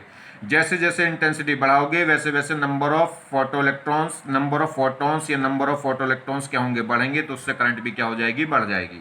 तो N1 पे करंट हो गई I1 और N2 पे करंट क्या हो जाएगी, I2। कब, जब इंटेंसिटी क्या होंगे, बढ़ाएंगे, किसको, फ्रीक्वेंसी को सेम रखते हुए। मगर ध्यान रखिए ये जो फ्रीक्वेंसी है, ये जो कांस्टेंट फ्रीक्वेंसी है, थ्रेशोल्ड फ्रीक्वेंसी से बड़ी होनी चाहिए। अगर ये फोटोन की फ्रीक्वेंसी थ्रेशोल्ड फ्रीक्वेंसी से कम रह गई, या कह सकते हैं फोटोन की एनर्जी वर्क फंक्शन से कम रह गई, तो फिर तो कोई भी इलेक्ट्रॉन रिजेक्ट होगा नहीं, चाहे इंटेंसिटी कुछ भी हो। तो यहाँ पे N2 बड़ा हो गया किससे, N1 से, तो I1 से बड़ा कौन हो गया, I2। और ये N1 कब होगा, इंटेंसिटी I1 पे, और N2 कब होगा, तो जैसे जैसे आप इंटेंसिटी बढ़ाएंगे वैसे वैसे नंबर ऑफ फोटो इलेक्ट्रॉन्स बढ़ेंगे या फोटो इलेक्ट्रिक करंट बढ़ेगी, या क्या होगा, ठीक है। तो इंटेंसिटी बढ़ने से नंबर ऑफ फोटॉन्स बढ़ेंगे, नंबर ऑफ फोटॉन्स तो नंबर ऑफ क्या होंगे, फोटो इलेक्ट्रॉन्स बढ़ेंगे, नंबर ऑफ फोटो इलेक्ट्रॉन्स बढ़ेंगे तो फोटो इलेक्ट्रिक करंट भी बढ़ जाएगी। तो work function is depend on the nature of material surface. जो वर्क फंक्शन है वो क्या करेगा, नेचर ऑफ मटेरियल पर डिपेंड करेगा, क्योंकि जो आयनाइजेशन एनर्जी है किसी भी मेटल की आउटर मोस्ट सरफेस से, किसी भी एटम की आउटर मोस्ट सरफेस से एक इलेक्ट्रॉन को पुल आउट करने के लिए जो एनर्जी रिक्वायर्ड होती है उसे बोलते हैं आयनाइजेशन एनर्जी या वर्क फंक्शन। और वो डिफरेंट मेटल के लिए क्या होगा, डिफरेंट होगा। क्लियर होगी बात, क्योंकि रेडियस भी डिफरेंट एटम की रेडियस भी डिफरेंट होगी और इफेक्टिव न्यूक्लियस चार्ज भी क्या होगा, डिफरेंट होगा। देखिए, if wavelength of photons is greater than the threshold wavelength then no ejection of electrons from the metal surface. तो ये तो मैं आपको बता चुका हूं। अगर क्या है, वेवलेंथ किसकी, फोटोन की, ये कह रहा है if wavelength of photon is greater then threshold wavelength, अगर फोटोन की वेवलेंथ थ्रेशोल्ड वेवलेंथ से बड़ी हुई तो इसका मतलब क्या है, इसका मतलब है कि फोटोन की जो एनर्जी है वो वर्क फंक्शन से क्या हो गई, कम हो गई। और जब वर्क फंक्शन से कम हो जाएगी फोटोन की एनर्जी तो इलेक्ट्रॉन इजेक्ट होगा ही नहीं, क्योंकि जो एनर्जी है वो डायरेक्टली प्रोपोर्शनल होती है फ्रीक्वेंसी के और इन्वर्सली प्रोपोर्शनल होती है किसके, वेवलेंथ के। तो अगर फ्रीक्वेंसी फोटोन की फ्रीक्वेंसी थ्रेशोल्ड फ्रीक्वेंसी से बड़ी है तो इलेक्ट्रॉन इजेक्ट होगा। या फिर क्या होगा, अगर फोटोन की वेवलेंथ थ्रेशोल्ड वेवलेंथ से छोटी है तब इलेक्ट्रॉन इजेक्ट होगा। ठीक है, फ्रीक्वेंसी बड़ी होनी चाहिए थ्रेशोल्ड फ्रीक्वेंसी से और वेवलेंथ क्या होनी चाहिए, छोटी होनी चाहिए किससे, थ्रेशोल्ड वेवलेंथ से। तो देखिए अगर आप क्या करेंगे, फ्रीक्वेंसी कम करेंगे तो थ्रेशोल्ड वेवलेंथ क्या होगी, बढ़ेगी, और वेवलेंथ बढ़ गई तो एनर्जी क्या हो जाती है, कम, तो उस केस में इलेक्ट्रॉन इजेक्ट नहीं होगा। तो अगर ये वेवलेंथ क्या हो गई, थ्रेशोल्ड वेवलेंथ से बड़ी हो गई तो उस केस में इलेक्ट्रॉन इजेक्ट नहीं होगा। अब देखिए जैसे पावर, पावर क्या होती है, वर्क डन पर यूनिट टाइम या एनर्जी पर यूनिट टाइम। ठीक है, तो पावर हो गई वर्क डन पर यूनिट टाइम या वर्क एनर्जी की फॉर्म में तो एनर्जी पर यूनिट टाइम। तो देखिए पावर को हम क्या लिख सकते हैं, वी आई, आपने 10th क्लास में पढ़ा होगा, और एनर्जी तो हो गई ई अपॉन टी। ठीक है, एनर्जी अपॉन टाइम मतलब ई अपॉन टाइम। तो यहाँ से अगर मैं ई निकालूँ तो ई इजिकल टू क्या हो गई, वी आई टी, या कह सकते हैं पावर इंटू टी। ठीक है, एनर्जी क्या हो जाएगी, पावर इंटू टाइम, और पावर क्या होगी, वी आई, और V Q into I T, V is equal to हो गई वी आई टी, और आई इंटू टी को क्या लिख सकता हूं मैं, क्यू। तो यहां से जो एनर्जी हो गई वो क्या हो गई, क्यू इंटू वी। ठीक है, क्यू हो गया चार्ज हो गया इलेक्ट्रॉन का, और वी क्या हो गई, एक्सीलेटिंग पोटेंशियल हो गया, एक्सीलेटेड पोटेंशियल। ठीक है, तो अगर किसी भी चार्ज पार्टिकल क्यू को, एक चार्ज पार्टिकल जिस पे चार्ज क्यू है उसको अगर हम क्या करें, वी पोटेंशियल से क्या करें, वी पोटेंशियल डिफरेंस से क्या करें, एक्सीलेट करें, तो उसके अंदर कितनी काइनेटिक एनर्जी आएगी या कितनी एनर्जी होगी, क्यू इंटू वी। क्लियर होगी बात, चलिए। तो ये तो आपको सबको पता ही है क्या है कि करंट क्या होती है, यानी कि चार्ज करंट होती है चार्ज फ्लो पर यूनिट टाइम, यानी क्यू अपॉन टी क्या होता है, करंट, या कह सकते हैं यहाँ पे क्यू क्या है, चार्ज है, और वी क्या है, वोल्टेज है। तो क्यू इजिकल टू क्या लिख सकते हैं, आई इंटू टी, तो वही मैंने यूज करा, I equal to I into T की जगह क्या यूज कर दिया, क्यू। चलिए, तो स्टॉपिंग एनर्जी की बात करें, stopping energy and stopping potential, ये बात तो बात समझ में आ गई नहीं। अगर कोई हमारे पास एक चार्ज पार्टिकल है जिस पे चार्ज कितना है, क्यू, और उसे वी पोटेंशियल से क्या करें, एक्सीलेट करें, तो उसके अंदर कितनी एनर्जी होगी, ई, कितनी, क्यू इंटू वी। चलिए, तो स्टॉपिंग एनर्जी या कह सकते हैं स्टॉपिंग पोटेंशियल क्या आएगा, देखिए, minimum energy required to stop the photo current on ejection of electron from metal surface is stopping energy. ये कह रहा है वो मिनिमम एनर्जी, ये कह रहा है minimum energy required to stop the photo current और ejection of electron from metal surface is stopping energy. किसी भी क्या है फोटो करंट को रोकने के लिए या इलेक्ट्रॉन के इजेक्शन होने के, मेटल सरफेस से इलेक्ट्रॉन को इजेक्ट होने से रोकने के लिए जो एनर्जी रिक्वायर्ड होगी उसे बोलते हैं स्टॉपिंग एनर्जी। तो वो मिनिमम एनर्जी रिक्वायर्ड, वो मिनिमम एनर्जी जो क्या करे, फोटोइलेक्ट्रिक करंट को रोकने के लिए रिक्वायर्ड हो, या कह सकते हैं किसी भी मेटल सरफेस से इलेक्ट्रॉन को इजेक्शन होने से रोकने के लिए रिक्वायर्ड हो, वो मिनिमम एनर्जी क्या कहलाती है, स्टॉपिंग एनर्जी। ठीक, and corresponding required potential is called stopping potential, और जो इस स्टॉपिंग एनर्जी की जो कॉरस्पॉन्डिंग पोटेंशियल है वही क्या कहलाएगा, स्टॉपिंग पोटेंशियल, या क्या बोलते हैं इसे, minimum opposite potential. Stopping potential मतलब रिवर्स पोटेंशियल, मतलब नेगेटिव पोटेंशियल। ठीक है, तो minimum opposite voltage to stop photo electrons, तो फोटो इलेक्ट्रॉन्स को रोकने के लिए जो मिनिमम अपोजिट नेचर का वोल्टेज चाहिए वो क्या कहलाता है, स्टॉपिंग पोटेंशियल। तो तो फोटो इलेक्ट्रॉन्स के लिए अगर हम बात करें तो चार्ज कितना हो गया, इलेक्ट्रॉन्स पे चार्ज कितना होगा, क्यू इक्वल टू होगा ई। तो कितनी एनर्जी चाहिए, तो क्यू की जगह क्या रख लूंगा मैं, ई। तो मेरे पास क्या है, अगर मैं क्या करूं, एक इलेक्ट्रॉन ई को वी वोल्टेज से क्या करूं, वी, ई क्या हो गया, चार्ज हो गया, और वी क्या हो गया, स्टॉपिंग पोटेंशियल हो गया। तो कितनी मिनिमम एनर्जी रिक्वायर्ड होगी मुझे, ई इज इक्वल टू होगी ई वी। ठीक है, और ई वी के होते क्या है, इसे बोलते हैं 1 इलेक्ट्रॉन वोल्ट। 1 इलेक्ट्रॉन वोल्ट में कितने जूल एनर्जी होती है, 1.6 इंटू 10⁻⁻19 जूल, मतलब इलेक्ट्रॉन का जो चार्ज होता है। तो ये क्या कहलाती है, ये कहलाती है 1 इलेक्ट्रॉन वोल्ट, या उल्टा कह लो कि वन इलेक्ट्रॉन वोल्ट का मतलब क्या हुआ, इस वन इलेक्ट्रॉन वोल्ट का मतलब होता है 1.6 इंटू 10⁻⁻19 जूल, या एक और दूसरे ढंग से कह सकते हैं वन इलेक्ट्रॉन वोल्ट का मतलब क्या हो गया, energy of electron. Energy of electron ये कह रहा है being accelerated by the potential of 1 volt. एक इलेक्ट्रॉन को 1 वोल्ट के पोटेंशियल से एक्सीलेट करने पे जो एनर्जी आएगी उसे क्या बोलते हैं, 1 इलेक्ट्रॉन वोल्ट या 1.6 इंटू 10⁻⁻19 जूल। आई बात समझ में कि नहीं। एक इलेक्ट्रॉन को 1 वोल्ट पोटेंशियल से एक्सीलेट अगर मैं कर दूं तो उसके अंदर जो एनर्जी आएगी वो कितनी आएगी, 1 इलेक्ट्रॉन वोल्ट। ठीक है, एक और बात सुनिए, स्टॉपिंग एनर्जी क्या है, जो स्टॉपिंग एनर्जी है, स्टॉपिंग पोटेंशियल क्या है, वो क्या कर रहा है, फोटोइलेक्ट्रिक करंट को रोकने के लिए, फोटोइलेक्ट्रिक करंट को रोकने के लिए या इलेक्ट्रॉन को इजेक्शन से होने के लिए, रोकने के लिए जो मिनिमम एनर्जी रिक्वायर्ड है वो क्या कहलाएगी, वो कहलाएगी वो कहला रही है स्टॉपिंग एनर्जी। अब देखिए, इलेक्ट्रॉन निकल के भागा, फोटोइलेक्ट्रिक करंट कब होगी, जब इलेक्ट्रॉन मूव करेगा। इलेक्ट्रॉन मूव करेगा मतलब चार्ज मूव करेगा तो करंट फ्लो करेगी। इलेक्ट्रॉन्स के मूव करने से, फोटो इलेक्ट्रॉन्स के मूव करने से जो करंट फ्लो कर रहे हैं उसे बोल रहे हैं फोटो इलेक्ट्रॉन्स। जो photo electric current, photo electrons के मूव करने से जो करंट फ्लो हो रही है उसे बोल रहे हैं फोटो इलेक्ट्रिक करंट। अब फोटो इलेक्ट्रिक करंट किसकी वजह से हो रही है, फोटो इलेक्ट्रॉन्स के मूव करने की वजह से। फोटो इलेक्ट्रॉन्स मूव किसकी वजह से कर रहा है, अपनी काइनेटिक एनर्जी की वजह से। और काइनेटिक एनर्जी, जितनी काइनेटिक एनर्जी से फोटो इलेक्ट्रॉन्स मूव कर रहा है उतनी एनर्जी हम क्या कर दें, उसके उल्टी लगा दें तो इलेक्ट्रॉन्स मूव करना बंद, और इलेक्ट्रॉन्स मूव करना बंद तो फोटो इलेक्ट्रिक करंट भी क्या हो जाएगी, बंद। तो ध्यान रखना कि जो स्टॉपिंग एनर्जी है वो किसके इक्वल होती है, वो इक्वल होगी kinetic energy of photo electrons. तो फोटो इलेक्ट्रॉन्स की जो काइनेटिक एनर्जी है या स्टॉपिंग एनर्जी है वो दोनों मैग्नीट्यूड में क्या होंगी, इक्वल। नेक्स्ट,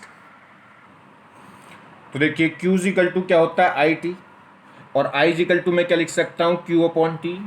किसी भी पार्टिकल पे, किसी भी ऑब्जेक्ट पे, किसी भी बॉडी पे चार्ज आता किसकी वजह से, number of transfer of electrons की वजह से। तो कितने इलेक्ट्रॉन्स हो सकते हैं, N इंटू ई।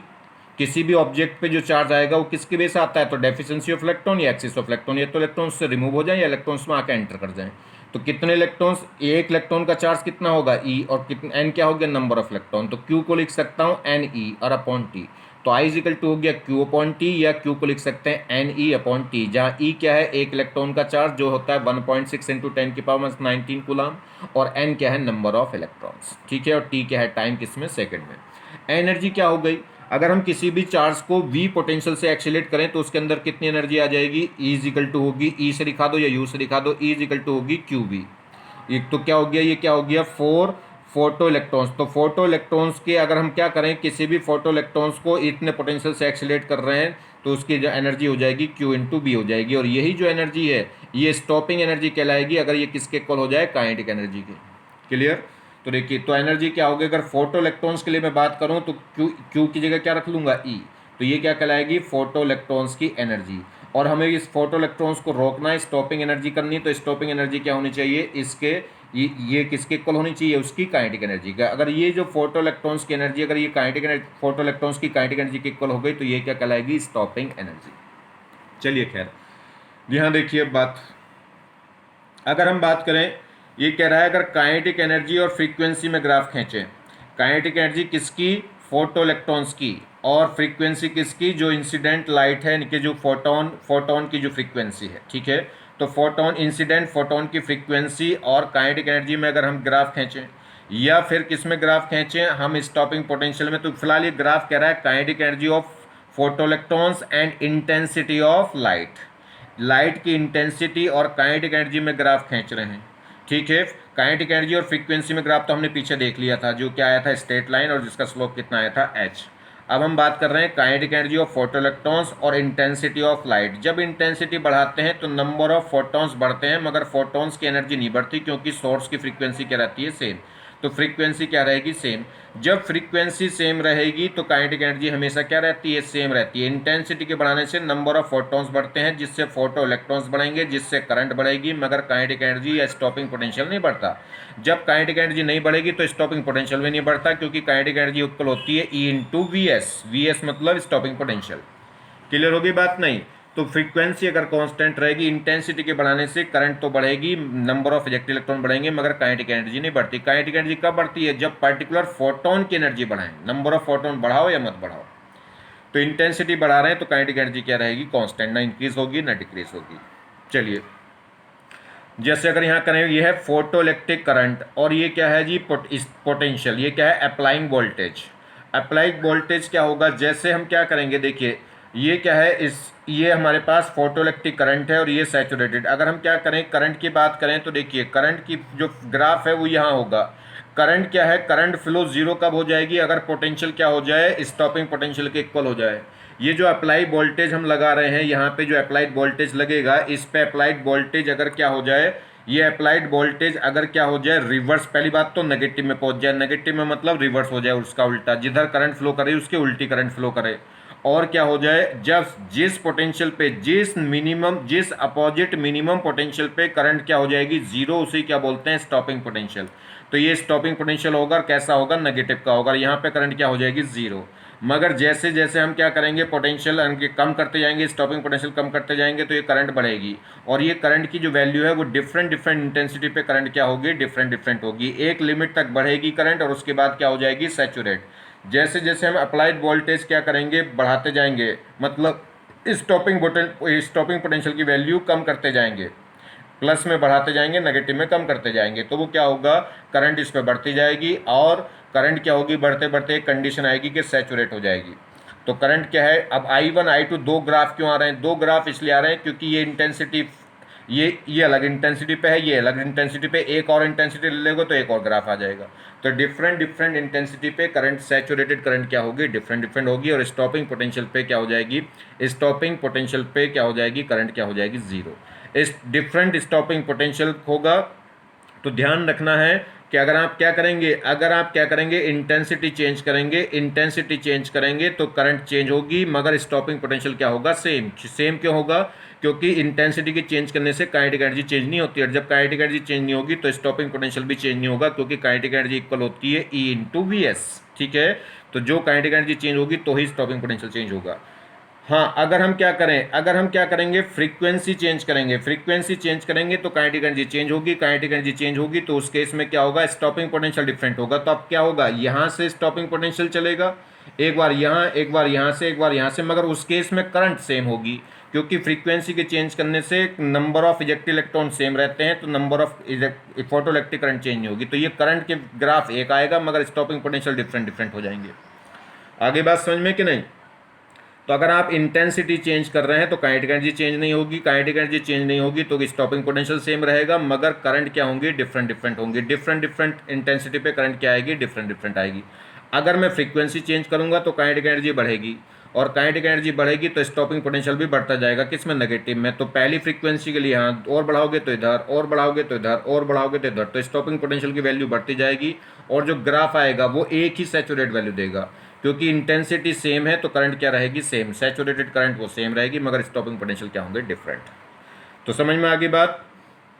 तो ये सैचुरेट करंट है, ये क्या है, फोटोइलेक्ट्रिक करंट की वैल्यू हो गई, और ये क्या है, अप्लाई वोल्टेज हो गया। ये क्या है, इधर पॉजिटिव है, इधर क्या है, नेगेटिव। तो स्टॉपिंग पोटेंशियल हमेशा नेगेटिव होगा। ये क्या है, स्टॉपिंग वोल्टेज है। क्या कह रहा है, ये कह रहा है, यानी कि comes into the picture when the battery battery यानी कि कनेक्टेड रिवर्सली। ये पिक्चर में कब आता है, स्टॉपिंग पोटेंशियल, मतलब स्टॉपिंग पोटेंशियल पिक्चर में कब आएगा, जब बैटरी को हम क्या करें, रिवर्स लगाएं, मतलब उल्टी लगाएं तो एक सिचुएशन ऐसी आएगी जिसपे फोटोइलेक्ट्रिक करंट क्या हो जाती है, जीरो हो जाती है। तो समझ गए स्टॉपिंग पोटेंशियल क्या है। स्टॉपिंग पोटेंशियल वो मिनिमम अपोजिट पोटेंशियल है जिस पे क्या हो जाए, फोटोइलेक्ट्रिक करंट क्या हो जाए, जीरो हो जाए। ये कह रहा है if intensity of light increase, तो ये कह रहा है फोटो इलेक्ट्रिक करंट इंक्रीज। जैसे जैसे हम क्या करेंगे, इंटेंसिटी ऑफ लाइट बढ़ाते हैं तो उससे क्या होगा, नंबर ऑफ फोटॉन्स बढ़ते हैं, नंबर ऑफ फोटॉन्स बढ़ेंगे तो number of ejected photo electrons बढ़ेंगे, इजेक्टेड फोटो इलेक्ट्रॉन्स बढ़ेंगे तो फोटो इलेक्ट्रिक करंट क्या है, बढ़ जाएगी। तो वही कह रहा है, इंटेंसिटी ऑफ लाइट इंक्रीज करेंगे तो फोटो इलेक्ट्रिक करंट क्या है, बढ़ जाती है, मगर but kinetic energy remain same. Kinetic energy क्या रहेगी, सेम, और काइनेटिक एनर्जी सेम रहेगी तो स्टॉपिंग पोटेंशियल भी क्या रहेगा, सेम रहेगा। और दूसरी बात ध्यान रखना, जो सोर्स इंटेंसिटी जिसकी बढ़ा रहे हैं, जिस सोर्स की इंटेंसिटी बढ़ा रहे हैं, वो कैसे बढ़ा रहे हैं, इस सोर्स के और मेटल के बीच में डिस्टेंस को घटा के या बढ़ा के। अगर इंटेंसिटी बढ़ानी तो डिस्टेंस क्या करनी पड़ेगी, कम, मगर सोर्स की जो फ्रीक्वेंसी है वो क्या रहेगी, सेम। तो सोर्स ऑफ लाइट रिमेन्स क्या रहेगी, ये कह रहा है source of light remains same, source की जो लाइट है वो रिमेन सेम रहेगी, मतलब फ्रीक्वेंसी क्या रहेगी, सेम। या कह सकते हैं सोर्स ऑफ लाइट क्या है, सेम रहेगा। जब सोर्स सेम रहेगा तो फ्रीक्वेंसी क्या रहेगी, सेम, क्योंकि पर्टिकुलर सोर्स से एक ही पर्टिकुलर फ्रीक्वेंसी क्या होती है, एमिट होती है। चलिए स्टॉपिंग एनर्जी की बात करें तो स्टॉपिंग एनर्जी क्या हो गया था, E is equal to Q into V. अब क्यू क्या है, कौन है, इलेक्ट्रॉन से, तो इलेक्ट्रॉन का चार्ज हो गया E इंटू वी। तो ये जो स्टॉपिंग पोटेंशियल हम इसे वी नॉट से लिख सकते हैं या वी एस से लिख सकते हैं, वी नॉट और या वी एस, और ये क्या कहलाता है, स्टॉपिंग पोटेंशियल। और ये जो वैल्यू होती है किसके इक्वल होगी, काइनेटिक एनर्जी के, क्योंकि ये जो वैल्यू हो जाए, ये वैल्यू स्टॉपिंग एनर्जी की वैल्यू अगर काइनेटिक एनर्जी के इक्वल हो गई तो इसका मतलब इलेक्ट्रॉन का मोशन रुक जाएगा। इलेक्ट्रॉन का मोशन रुक जाएगा तो फोटोइलेक्ट्रिक करंट क्या हो जाएगी, जीरो। तो ये किसके इक्वल होती है, हमेशा काइनेटिक एनर्जी के। तो ई वी एस को हम क्या लिख सकते हैं, काइनेटिक एनर्जी, या kinetic energy is equal to क्या होगी, ई वी एस भी लिख सकते हैं। चलिए देखिए, अब ये कह रहा है मैक्सिमम काइनेटिक एनर्जी ऑफ फोटोइलेक्ट्रॉन्स की जो मैक्सिमम काइनेटिक एनर्जी निकाली थी वो हमने कैसे निकाली थी, फोटोन की energy minus work function. Photons की एनर्जी होगी थी एच म्यू और माइनस वर्क फंक्शन कितना हो गया था, एच म्यू नोट। जहाँ पे म्यू क्या था, फोटोन की फ्रीक्वेंसी थी, और एच म्यू नोट क्या था, थ्रेशोल्ड फ्रीक्वेंसी थी।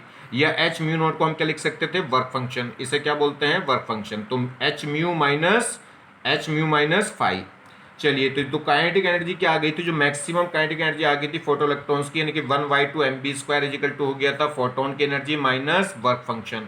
और इसे हम क्या लिख सकते हैं, इस काइनेटिक एनर्जी को हम क्या लिख सकते हैं, E इंटू वी एस भी लिख सकते हैं। तो one kinetic energy equal to हो गई H mu minus H mu naught, और इजिकल टू क्या लिख सकते हैं इसे, ई वी एस। ई मतलब इलेक्ट्रॉन का चार्ज और वी मतलब स्टॉपिंग पोटेंशियल। अब स्टॉपिंग पोटेंशियल अगर निकालना तो ई से क्या कर दो, इसे डिवाइड कर दो। आगे बात समझ में, तो ई से क्या करेंगे, तो अगर वी नॉट निकालना तो स्टॉपिंग पोटेंशियल कैसे निकल सकता है, तो काइनेटिक एनर्जी इजिकल टू ये हो गई। या कैसे कर सकते हैं, काइनेटिक एनर्जी को क्या कर दो, डिवाइड कर दो किससे, ई से। तो ये पूरी kinetic energy divided by E, ये ऐसे ओपन करके लिख सकते हैं कैसे, H mu upon E minus H mu not upon E. Mu को हम क्या लिख सकते हैं, C upon lambda, mu not को क्या लिख सकते हैं, सी अपॉन लैम्डा नॉट। ठीक है, तो ये इक्वेशन बन जाएंगी, जैसे चाहो उसमें कन्वर्ट कर लेंगे। तो देखिए work function depend on metal surface, ये कह रहा है work function depend on the metal surface. ये कह रहा है जो वर्क फंक्शन है वो मेटल सरफेस पे डिपेंड करता है, मतलब डिफरेंट मेटल के लिए क्या होगा, डिफरेंट होगा, मेटल नेचर पे डिपेंड करता है। और मेटल्स जो कह रहा है stopping potential depend on the frequency of incident photon. ये जो वर्क स्टॉपिंग पोटेंशियल है वो किस पे डिपेंड कर रहा है, फ्रीक्वेंसी पे, या कह सकते हैं काइनेटिक एनर्जी पे। काइनेटिक एनर्जी किस पे डिपेंड कर रही है, फोटोन की फ्रीक्वेंसी पे, फोटोन की एनर्जी पे, वर्क फंक्शन पे, सब पे डिपेंड कर रही है। देखिए काइनेटिक एनर्जी मैक्सिमम कब होगी, जितनी ज़्यादा फोटोन की एनर्जी होगी उतनी ज़्यादा काइनेटिक एनर्जी होगी, या कह सकते हैं फोटोन की फ्रीक्वेंसी जितनी ज़्यादा होगी उतनी ज़्यादा काइनेटिक एनर्जी होगी। या कह सकते हैं वर्क फंक्शन पे डिपेंड कर रही, वर्क फंक्शन क्या होगा, वर्क फंक्शन जितना कम होगा उतनी काइनेटिक एनर्जी ज़्यादा हो जाएगी, वर्क फंक्शन जितना ज़्यादा होगा उतनी काइनेटिक एनर्जी क्या हो जाएगी, कम। तो ऐसे स्टॉपिंग पोटेंशियल किस पे डिपेंड करेगा, फोटोन की फ्रीक्वेंसी पे भी डिपेंड करेगा, फोटोन की एनर्जी पे भी डिपेंड करेगा, वर्क फंक्शन पे भी डिपेंड करेगा, मतलब मेटल की नेचर पे भी डिपेंड करेगा। तो stopping potential depend on the frequency of incident photon and work function. ठीक है, दोनों पर डिपेंड करेगा। तो जो वर्क फंक्शन है, जो स्टॉपिंग पोटेंशियल है, वो डायरेक्टली प्रोपोर्शनल होता है किसके, काइनेटिक एनर्जी ऑफ फोटोइलेक्ट्रॉन्स। जैसे जैसे फोटोइलेक्ट्रॉन्स की काइनेटिक एनर्जी बढ़ेगी वैसे वैसे स्टॉपिंग पोटेंशियल बढ़ जाएगा, क्योंकि स्टॉप काइनेटिक एनर्जी इक्वल हो गई ई इंटू वी एस, और ई तो क्या होता है, कांस्टेंट, तो कांस्टेंट को हटा क्या कर देंगे, डायरेक्टली प्रोपोर्शनल। क्लियर होगी बात, नहीं तो काइनेटिक एनर्जी इक्वल होती है ई इंटू वी एस। ई तो कांस्टेंट है, तो काइनेटिक एनर्जी डायरेक्टली होगी किसके, स्टॉपिंग पोटेंशियल के, या उल्टा कह लो स्टॉपिंग पोटेंशियल डायरेक्टली प्रोपोर्शनल होगा किसके, काइनेटिक एनर्जी ऑफ फोटोइलेक्ट्रॉन्स के। ठीक है, चलिए तो देखिए जी, हमें अब ग्राफ खींचना है किसमें, स्टॉपिंग पोटेंशियल और फ्रीक्वेंसी में। जैसे हमने काइनेटिक एनर्जी और फ्रीक्वेंसी में ग्राफ खींचा था वैसे ही किसमें खींचना है, स्टॉपिंग पोटेंशियल और फ्रीक्वेंसी में। कैसे होगा, देखिए ये तो इक्वेशन है, यहाँ पे जो काइनेटिक एनर्जी थी, kinetic energy is equal to कितना था, H mu minus H mu naught. ठीक है, और इसे मैं क्या कह सकता हूँ, स्टॉपिंग पोटेंशियल कह सकता हूँ इस काइनेटिक एनर्जी को। तो यहाँ से अगर मुझे स्टॉपिंग पोटेंशियल चाहिए तो स्टॉपिंग पोटेंशियल क्या होगा, ई से डिवाइड कर देंगे, तो ये क्या हो जाएगा, H upon E mu minus H upon E mu naught. तो बस लगाइए, ये तो हो गया वाई, ये हो गया एम एक्स, और ये क्या हो गया सी, क्योंकि जो परपेंडिकुलर क्वांटिटी है वो तो होगा वाई, और जो हॉरिजॉन्टल क्वांटिटी है फ्रीक्वेंसी वो क्या हो गया, एम एक्स, तो ये क्या हो जाएगा सी। तो यहाँ पे सी इंटरसेप्ट कैसा आ गया, माइनस का आ गया H upon E mu naught. तो जो इंटरसेप्ट है नेगेटिव का है तो ग्राफ, ये तो देखो ओरिजिन है, ये तो ओरिजिन है, अगर प्लस का इंटरसेप्ट होता तो यहाँ से ग्राफ शुरू होता, माइनस का है तो कहाँ से, यहाँ से शुरू होगा, और इसकी वैल्यू हो गया है कितनी, H mu not upon E, minus की इसलिए वो नीचे से शुरू हो रहा है। अब स्लोप क्या होगा, स्लोप इस केस में एच अपॉन ई हो जाएगा, ये एम एक्स है तो एम क्या होता है स्लोप, वो एम किसके इक्वल हो गया, कंपेरिजन करेंगे तो एच अपॉन ई के, तो स्लोप कितना हो गया एच अपॉन ई, तो स्लोप कांस्टेंट है तो ग्राफ कहाँ जाएगा ऊपर, और एच भी फिक्स है और ई भी फिक्स है तो दोनों क्या है कांस्टेंट है, तो स्लोप प्लस का है तो ऊपर जाएगा, और कांस्टेंट है तो स्ट्रेट लाइन, मगर यहाँ पे डॉटेड रहेगा, क्यों, क्योंकि ये जो फ्रीक्वेंसी है थ्रेशोल्ड फ्रीक्वेंसी, जब इंसिडेंट लाइट की फ्रीक्वेंसी थ्रेशोल्ड फ्रीक्वेंसी के इक्वल या उससे बड़ी हो जाए तभी तो इलेक्ट्रॉन इजेक्ट होना शुरू होगा, तभी तो स्टॉपिंग पोटेंशियल या काइनेटिक एनर्जी आएगी, उससे पहले तो आएगी नहीं। तो इसलिए ग्राफ कहाँ से स्टार्ट होगा, जहाँ पे इस हॉरिजॉन्टल लाइन को कट करेगा, जहाँ पे हॉरिजॉन्टल लाइन को कट करेगा ग्राफ, उस समय क्या होगा, फ्रीक्वेंसी किसके इक्वल होगी, थ्रेशोल्ड फ्रीक्वेंसी का, और उस समय स्टॉपिंग पोटेंशियल क्या होगा, जीरो। अब जैसे जैसे फ्रीक्वेंसी बढ़ेगी वैसे वैसे स्टॉपिंग पोटेंशियल बढ़ेगा, क्योंकि काइनेटिक एनर्जी बढ़ेगी। तो जब अगर काइनेटिक एनर्जी फ्रीक्वेंसी में ग्राफ था तो ये इंटरसेप्ट कितना था, एच म्यू नॉट, और स्लोप कितना था एच, और जैसे हम स्टॉपिंग पोटेंशियल और फ्रीक्वेंसी में ग्राफ ले रहे हैं तो स्लोप के भी डिवाइडेड बाई ई हो गया, और इंटरसेप्ट में भी H mu divided by E हो गया है। जैसे इस, ये स्टॉपिंग पोटेंशियल का ग्राफ है और ये क्या है, 1/λ, 1/λ मतलब एक तरीके से फ्रीक्वेंसी हो गई, क्योंकि फ्रीक्वेंसी इनवर्सली प्रोपोर्शनल होती है किसके, वेवलेंथ के, तो ये एक तरीके से फ्रीक्वेंसी हो गई। ये क्या हो गया, ये मेटल, ये अलग अलग मेटल हैं, अलग अलग मेटल हैं तो डिफरेंट डिफरेंट मेटल के लिए वर्क फंक्शन क्या होगा, डिफरेंट होगा, वर्क फंक्शन डिफरेंट होगा तो थ्रेशोल्ड वेवलेंथ या थ्रेशोल्ड फ्रीक्वेंसी भी क्या होगी, डिफरेंट। तो ये होगी म्यू नॉट ए और ये होगी म्यू नॉट बी, ठीक है। तो जिसकी थ्रेशोल्ड फ्रीक्वेंसी क्या है, ज़्यादा है, उसका वर्क फंक्शन क्या होगा, ज़्यादा, तो मेटल बी का वर्क फंक्शन ज़्यादा होगा, मेटल ए का वर्क फंक्शन क्या होगा, कम होगा। आगे बात समझ में कि नहीं, ठीक है। तो यहाँ से ग्राफ्स होंगे, इधर वाले डॉटेड होंगे। अगर इंटरसेप्ट की बात करें तो इंटरसेप्ट इसका ए का कम होगा और बी का क्या होगा, ज़्यादा होगा, क्योंकि वो ज़्यादा नीचे आएगा।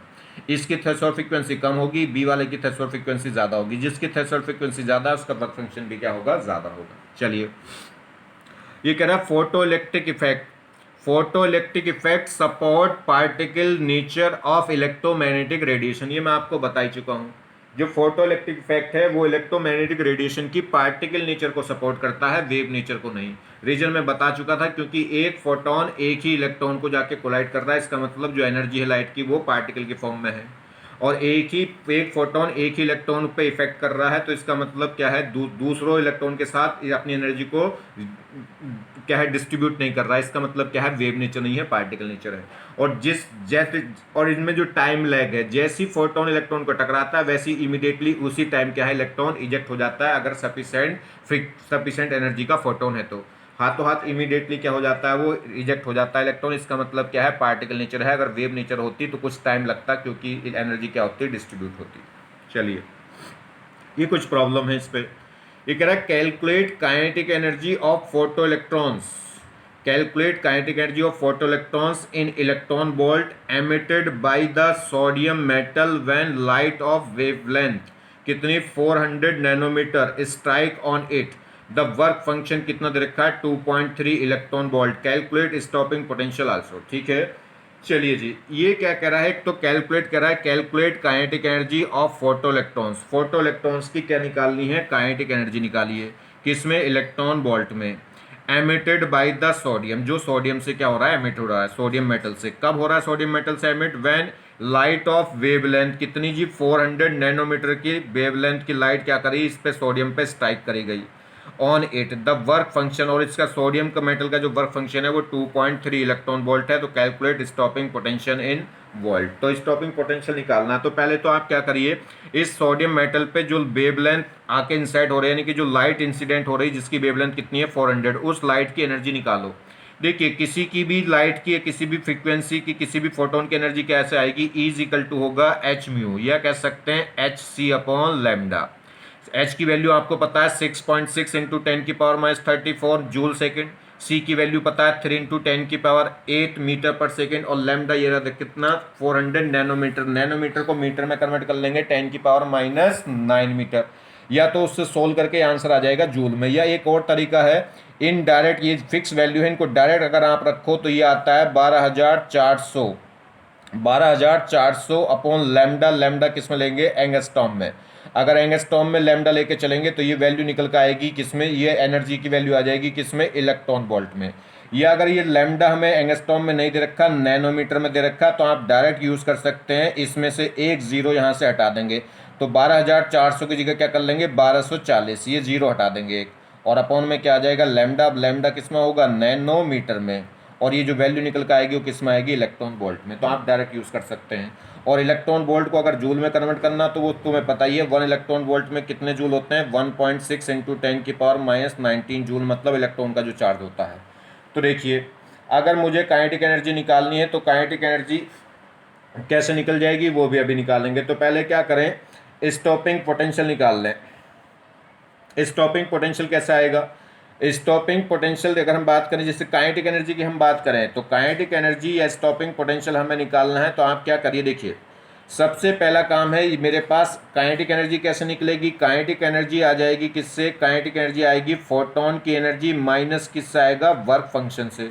फोटोन की एनर्जी ई, वो कैसा आ जाएगी जी, वो आ जाएगी, देखिए यहाँ से किससे आ जाएगी, अगर हम बात करें फोटोन की एनर्जी आ जाएगी, कितनी आ जाएगी, 1240 डिवाइडेड बाय लैम्डा, लैम्डा कितना है, 400 नैनोमीटर। तो ये वैल्यू आ गई इतने इलेक्ट्रॉन वोल्ट। और फोटो ये हमें दे रखा है कितना, वर्क फंक्शन हमें दे रखा है कितना, 2.3। क्लियर, 2.3 इतने इलेक्ट्रॉन वोल्ट, ये भी इलेक्ट्रॉन वोल्ट में आएगी और ये भी हमें इलेक्ट्रॉन वोल्ट में दे रखा। तो यहाँ से जब मैं सोल्व करूंगा तो ये सोल्व होकर आ रहा है कितना, 3.1 electron volt minus 2.3 electron volt. तो यहाँ से सोल्व करेंगे तो कितना आ गया, 0.8 इलेक्ट्रॉन वोल्ट। तो जो काइनेटिक एनर्जी है वो कितनी आ गई, 0.8 इलेक्ट्रॉन वोल्ट। तो अगर मैं पोटेंशियल की बात करूं तो ई हटा दो, ई हटाते ही क्या हो जाएगा, ये स्टॉपिंग पोटेंशियल, क्योंकि काइनेटिक एनर्जी किसके इक्वल होती है, kinetic energy e into V S भी होती है कि नहीं होती। तो अगर आप ई से क्या कर देंगे, ई से तो वी क्या हो जाएगा, वी इजिकल टू हो जाएगा काइनेटिक एनर्जी अपॉन ई, और काइनेटिक एनर्जी मेरे पास कितनी थी, 0.8 इलेक्ट्रॉन वोल्ट, अपॉन क्या कर दूंगा ई, तो ई से ई कट जाएगा, कितना आ जाएगा, 0.8 वोल्ट। क्लियर हो गई बात। तो आप क्या करें, जो हमने लाइट इंसिडेंट करी उसकी एनर्जी निकाल लीजिए। वेवलेंथ हमें दे रखी है कितनी, नैनोमीटर में, तो डायरेक्ट नैनोमीटर वाला फॉर्मूला लगा दूंगा। तो एनर्जी आ गई किसकी, लाइट की। लाइट की एनर्जी में से अगर मैं वर्क फंक्शन माइनस कर दूं तो वो क्या आ जाएगा, काइनेटिक एनर्जी आ जाएगी। ये भी इलेक्ट्रॉन वोल्ट में आएगी एनर्जी निकल के, और ये भी इलेक्ट्रॉन वोल्ट में दे रखा वर्क फंक्शन। तो हमारे पास काइनेटिक एनर्जी आ गई 0.8 इलेक्ट्रॉन वोल्ट। ठीक है, तो काइनेटिक एनर्जी आ गई आंसर। दूसरा पूछा वर्क फंक्शन, तो आप ई हटा दो, ई हटा के ई, जैसे ई हटाएंगे तो क्या बचेगा, जो भी नंबर बचेगा वो ये बच जाएगा 0.8 वोल्ट। तो पोटेंशियल कितना रहा होगा, 0.8 वोल्ट। तो देखिए एनर्जी ऑफ फोटोन, तो फोटोन की जो एनर्जी है अगर जूल्स में निकालनी तो E equal to H C upon lambda. H तुम्हें पता ये क्या होता है, 6.6 इंटू 10⁻34 जूल सेकेंड। सी पता होता है 3 इंटू 10⁸ मीटर पर सेकेंड, और लेमडा हमें किस में रखना है, मीटर में।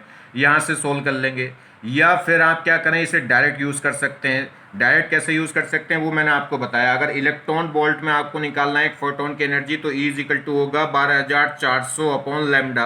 अगर 12,400 ले रहे हैं, अगर देखिए लैम्डा अगर किस में दे रखा है, एंगस्ट्रॉम में, तो लेंगे 12,400, और अगर लैम्डा हमें दे रखा है नैनोमीटर में तो क्या ले लेंगे, 1240 डिवाइडेड बाय लैम्डा। और ये किस में वैल्यू निकल के आएगी, इलेक्ट्रॉन वोल्ट में।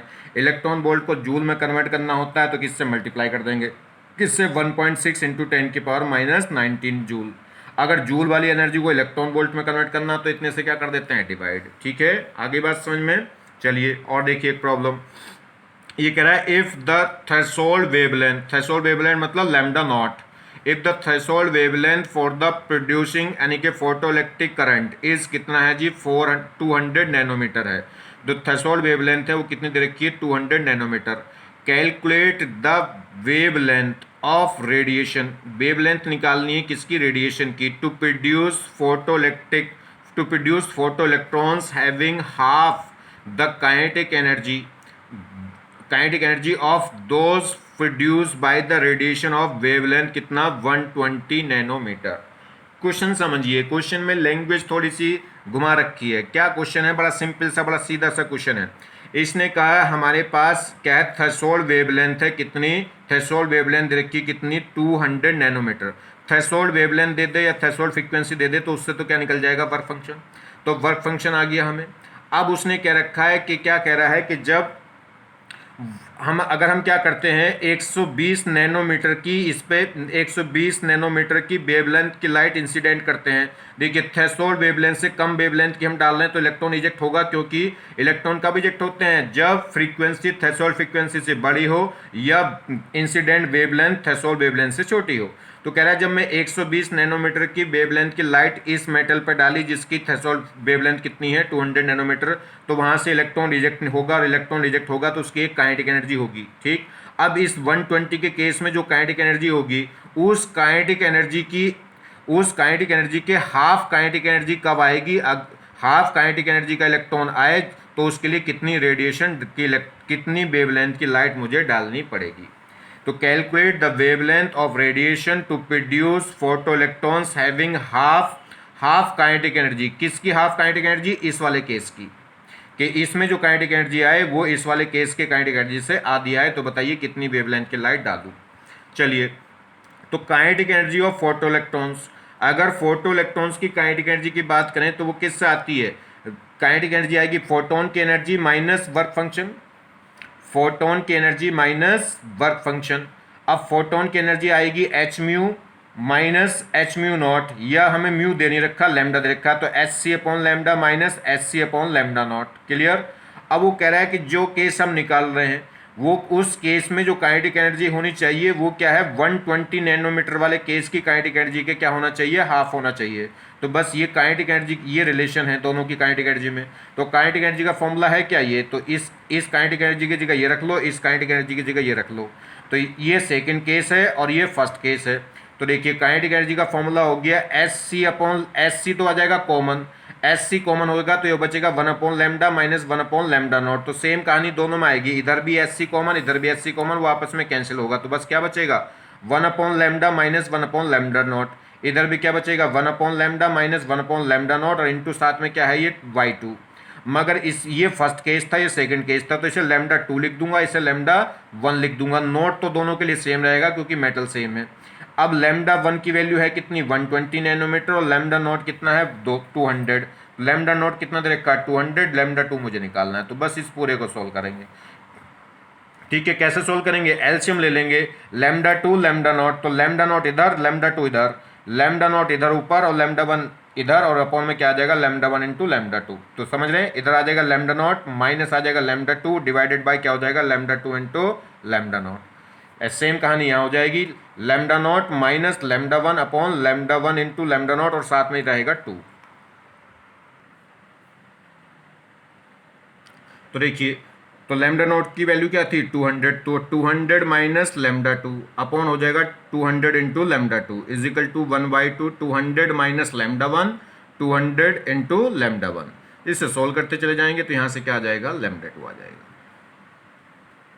नेक्स्ट, व्हेन सरफेस, ये कह रहा है when surface of metal is expose to the radiation of कितना 200 nanometer, the electrons emitted with electron emitted having kinetic energy कितना, ये कितने जूल पर मोल दे रखी है। Calculate energy required to remove electron from the metal surface, या कह सकते हैं आयनेशन एनर्जी, ये बोल सकते हैं वर्क फंक्शन इन जूल पर मोल। क्वेश्चन क्या है, ये कह रहा है हमारे पास एक मेटल है, उस मेटल पे कितना रेडिएशन एक्सपोर्ट किया गया, यानी कि 200 नैनोमीटर की एक लाइट क्या है, एक 200 नैनोमीटर का रेडिएशन उस पर डाला गया, फॉल्स करा गया। तो वहाँ से इलेक्ट्रॉन क्या हो जाते हैं, एमिट हो जाते हैं, और कितनी काइनेटिक एनर्जी के साथ एमिट हो जाते हैं, इतनी काइनेटिक एनर्जी के साथ एमिट होते हैं, इतनी काइनेटिक एनर्जी जूल पर मोल। ये एनर्जी जो है पर मोल की है, एक इलेक्ट्रॉन्स की नहीं, यानी कि 1 मोल इलेक्ट्रॉन्स की है। आगे बात समझ में नहीं, कैलकुलेट, तो कैलकुलेट क्या हो गया, अगर वो कहता है इतने जूल, तो इन्हें जूल पर मोल दिया, पर मोल का मतलब 1 मोल इलेक्ट्रॉनों की काइनेटिक एनर्जी दी है, ये 1 इलेक्ट्रॉन की एनर्जी नहीं दी। Calculate energy required to remove electron, तो कह रहा है एनर्जी कैलकुलेट करनी है, calculate energy required to remove electron from metal surface, metal surface से इलेक्ट्रॉन को रिमूव करने में कितनी एनर्जी रिक्वायर्ड होगी, मतलब वर्क फंक्शन पूछ रहा है, या कह सकते हैं आयनिश एनर्जी। किस में पूछ रहा है, वो भी जूल पर मोल, यानी कि 1 मोल इलेक्ट्रॉनों को, तो 1 इलेक्ट्रॉन के लिए पूछ रहा है, 1 मोल इलेक्ट्रॉनों के लिए। तो जो काइनेटिक एनर्जी है, मैक्सिमम काइनेटिक एनर्जी वो होती है फोटोन की energy minus work function, work function कहें या आयनिश एनर्जी कहें, एक ही बात है। चलिए, अब जो मैक्सिमम काइनेटिक एनर्जी दे रखी है वो इतनी दे रखी है, माइनस एक फोटोन की एनर्जी क्या होगी, कैसे निकलेगी, हमें जो रेडिएशन दे रखा है वो किस में दे रखा है, रेडिएशन जो दे रखा है वो 200 नैनोमीटर, 200 नैनोमीटर वेवलेंथ की लाइट इंसिडेंट करी गई है किस पे, मेटल पे। तो एनर्जी किससे आ जाएगी, फोटोन की, तो फोटोन की एनर्जी आ जाएगी किससे, ये नैनोमीटर में दे रखा है तो आप किस में निकाल लेंगे, 1240 डिवाइडेड बाई लैम्डा, किस में, नैनोमीटर में। तो ये जो एनर्जी आ जाएगी किस में आ जाएगी, इलेक्ट्रॉन वोल्ट में, मगर मुझे चाहिए किस में, जूल में, क्योंकि ये सब किस में दे रखे हैं, जूल में। तो जूल में लाने के लिए ये आएगी इलेक्ट्रॉन वोल्ट में, जूल में लाने के लिए किससे मल्टीप्लाई कर दूंगा, 1.6 इंटू 10 की पावर -19 से, तो ये जूल में आ गई। मगर ये एक फोटोन की आ गई है, एक फोटोन की आई है, और हमें निकालना किस में है, हमें निकालना पर मोल में। तो पर मोल में निकालना, तो इससे क्या करेंगे, मल्टीप्लाई कर देंगे किससे, एवोगैड्रो नंबर से, और मल्टीप्लाई करना पड़ेगा, क्योंकि एक फोटोन की तो ये है, मुझे चाहिए एक मोल की, एक मोल की एनर्जी किससे आएगी, इनटू क्या करेंगे, एक मोल में कितने फोटोन होंगे, इतने फोटोन होंगे, तो इतने फोटोन से मल्टीप्लाई और कर देंगे। तो ये भी पर मोल में आ गई, ये भी पर मोल में हो जाएगा, पर मोल एनर्जी ऑफ फोटॉन्स। एक फोटोन की एनर्जी तो ये आ गई थी इलेक्ट्रॉन वोल्ट में, एक फोटोन की एनर्जी आ गई थी ये जूल में, और एक मोल में कितने फोटोन होंगे, एवोगैड्रो नंबर के इक्वल, उससे और मल्टीप्लाई कर देंगे, तो ये एनर्जी किसकी हो गई, एक मोल फोटोन की एनर्जी हो गई। और माइनस क्या है, वर्क फंक्शन, ये मुझे निकालना है। बस अब तो सोल्व हो जाएगा। अब तो सिर्फ क्या निकालना है, वर्क फंक्शन निकालना है, वो किस में निकल के आएगा, क्योंकि ये भी जूल पर मोल में हो गया, ये भी जूल पर मोल में, तो ये भी किस में निकल के आएगा, जूल पर मोल में निकल के आ जाएगा। नेक्स्ट देखिए, calculate number of photon emitted, calculate number of photon emitted by a 100 watt bulb in 1 second and in the 1 hours, then that emitted light of the wavelength कितनी है जी, 220 nanometer, 620 nanometer. also calculate the, ये कह रहा है also calculate the maximum photon electric current, ये कह सकते हैं एम्पियर में, that can be, यानी कि that can be generated by this bulb. Question समझिए क्या है, ये कह रहा है calculate number of photons, number of photons calculate करने जो एमिट हो रहे हैं किससे, emitted by the 100 watt bulb in 1 second. 100 watt का एक बल्ब है, तो उससे पूछ रहा है कि कितने नंबर ऑफ इलेक्ट्रॉन इजेक्ट हो रहे हैं किसमें, 1 सेकेंड में एंड 1 आवर्स में। तो ये हमारे पास एक बल्ब है जो 100 वाट का है, उस बल्ब से 1 सेकंड में और 1 घंटे में कितने फोटॉन्स एमिट हो रहे हैं, ठीक है, 1 hours that emitted light of the wavelength, ठीक है। और ये कितनी वेवलेंथ, और ये जो बल्ब है वो कितनी फोटोन भी कौन से फोटोन, जिन फोटोन की वेवलेंथ कितनी हो, 620 नैनोमीटर। तो ये कह रहा है एक बल्ब है 100 वाट का, उससे 1 सेकंड में और 1 घंटे में कितने फोटोन एमिट हो रहे हैं, कितनी रेडिएशन के, 620 नैनोमीटर की वेवलेंथ के। और आल्सो कैलकुलेट, और साथ में ये भी कैलकुलेट करो, आल्सो कैलकुलेट, ये कह रहा है maximum photo current in ampere that can be, यानी कि जनरेटेड इन द बल्ब। तो ये भी बताना कि बल्ब से कितनी करंट जनरेट हो रही है। तो देखिए 100 वाट बल्ब, 100 वाट मतलब पावर, पावर क्या होती है, एनर्जी पर सेकेंड। तो 100 वाट को मैं लिख सकता हूँ 100 जूल पर सेकेंड। तो यहाँ से जो एनर्जी है, अगर मैं बात करूँ इलेक्ट्रॉन वोल्ट में, ये कि देर किस में रखी है, मुझे जूल में। अगर मैं इलेक्ट्रॉन वोल्ट में ले जाऊँ तो एक एनर्जी इन इलेक्ट्रॉन वोल्ट किसकी, 1 फोटोन की। जो फोटोन निकल रहा है उसकी वेवलेंथ कितनी दे रखी है, 620 नैनोमीटर दे रखी है। तो एक फोटोन की एनर्जी निकाल लूँ, तो एक फोटोन की एनर्जी किससे आ जाएगी, 1240 अपॉन लैम्डा, किस में, नैनोमीटर में। तो ये वैल्यू निकल के किस में आएगी, इलेक्ट्रॉन वोल्ट में, और ये कितनी आ गई, 2 आ गई, 2 इलेक्ट्रॉन वोल्ट। तो एक फोटोन की एनर्जी कितनी है, 2 इलेक्ट्रॉन वोल्ट, और मेरे पास एनर्जी है कितनी, 100 जूल पर सेकंड मिल रही है। तो एक सेकंड में कितनी एनर्जी मुझे बल्ब से मिल रही है, 100 जूल, और एक फोटोन कितनी एनर्जी लेकर जाता है, 2 इलेक्ट्रॉन वोल्ट। तो इसे इलेक्ट्रॉन, ये जूल में है, इलेक्ट्रॉन वोल्ट्स में, तो इसे भी जूल में कन्वर्ट कर लो। तो नंबर ऑफ, ये कह रहा है नंबर ऑफ फोटॉन्स इजेक्टेड, तो कितने इलेक्ट्रॉन्स इजेक्टेड होंगे, टोटल एनर्जी डिवाइडेड बाय एक फोटोन की एनर्जी। तो टोटल एनर्जी डिवाइडेड बाय एक फोटोन की एनर्जी, ये टोटल एनर्जी जूल्स में थी, तो एक फोटोन की एनर्जी को भी जूल में कन्वर्ट कर लेंगे, 2 इंटू 1.6 इंटू 10 की पावर -19। तो टोटल एनर्जी को एक फोटोन की एनर्जी से डिवाइड कर देंगे, तो टोटल नंबर ऑफ फोटॉन्स आ गए 1 सेकंड में, क्योंकि ये जो एनर्जी है 1 सेकंड में एनर्जी जो बल्ब से आ रही वो है। तो अब बात कर रहा है 1 घंटे की, number of photons emitted in 1 hours. तो 1 सेकंड में क्या है, अगर 1 सेकंड में इतने फोटॉन्स एमिट हो रहे हैं तो 1 घंटे में कितने होंगे, तो 1 घंटे में कितने सेकंड होंगे, उससे मल्टीप्लाई कर देंगे। तो इतने फोटोन एमिट हो रहे थे 1 सेकंड में, तो 1 मिनट में क्या होंगे, 60 इंटू 60। इंटू 60 करा तो क्या हो गया, मिनट्स हो गए, इंटू 60 करा तो सेकंड आ गए, तो इतने हो जाएंगे। अब वो पूछ रहा करंट, तो करंट कितनी एमिट होगी, करंट होगी Q अपॉन टी। अब Q किससे आएगा, N into e upon T. N क्या है, number of electrons, number of ejected electrons, और इलेक्ट्रॉन्स कितने होंगे, जितने फोटोन होते हैं उतने ही तो इलेक्ट्रॉन्स निकल के आएंगे, क्योंकि एक फोटोन एक ही इलेक्ट्रॉन को जाकर टकराता है फोटो इलेक्ट्रिक इफेक्ट में, तो ये इंपॉर्टेंट बात है। तो करंट आएगी Q अपॉन टी से, Q आएगा N इंटू ई से अपॉन टी। एन क्या है, नंबर ऑफ इलेक्ट्रॉन्स, और नंबर ऑफ इलेक्ट्रॉन्स किसके इक्वल होंगे, नंबर ऑफ फोटॉन्स के। तो फोटॉन्स टाइम अगर 1 सेकंड लेके चलेंगे तो 1 सेकंड के नंबर ऑफ जो फोटॉन्स है वही नंबर ऑफ इलेक्ट्रॉन्स हो जाएंगे, ये रहे। इनटू एक इलेक्ट्रॉन का चार्ज कितना हो गया ये, बस, और टाइम कितना ले लेंगे 1 सेकंड, तो आंसर आ जाएगा कितना, 50 एम्पियर की करंट फ्लो कर जाएगी। और क्वेश्चन देखिए, इसी में एक सेकंड पार्ट पूछ रहा है, ये कह रहा है if emitted photon strike a metal plate and only 25% electron emitted then calculate. ये कह रहा है कि जो एमिटेड फोटोन थे वो किसी मेटल से जाकर टकराए और जो टकराने के बाद वो 25% ही इलेक्ट्रॉन एमिट करते हैं, तो बताइए कितनी करंट होगी। ठीक है, तो करंट कितनी फ्लो करेगी, तो करंट कितनी निकल रही थी जी, कितनी हो गई, देखिए जब 25% ही क्या है, 25% फोटोन ही इफेक्टिव हैं, तो 25% ही इलेक्ट्रॉन क्या होंगे, इजेक्ट होंगे, 25% इलेक्ट्रॉन ही करंट फ्लो करेंगे। तो यानी कि इसका जो करंट, जब इलेक्ट्रॉन 25% निकलेंगे तो करंट भी क्या हो जाएगी, 25% हो जाएगी। टोटल करंट कितनी आ रही थी, 50, अब उसका क्या होना है 25%, तो 50 का 25% निकाल दो आप भी। ठीक है, तो कितना आ जाएगा, 50 का 25% कितना होगा, 25 अपॉन 100, 100 हटाएंगे तो क्या हो जाएगा, आपको पॉइंट लग जाएगा, तो सोल्व कर देंगे हम। देखिए ये एक इंपॉर्टेंट क्वेश्चन है, जरा ध्यान से देखें इसको। ये कह रहा है एक light source is emitting 3 radiation of wavelength कितना, 310 nanometer, 620 nanometer and 1000 nanometer. 3 watt power equally distribute among the 3 wavelengths. ठीक है, wave lights. If the lights we यानी कि light beam strike on a metallic surface having the work function of कितना, 1.75 electron volt, then calculate total number of photoelectrons emitted per second and charge emitted per second, या कह सकते हैं charge पर second, मतलब current पूछ रहा है इन एम्पियर।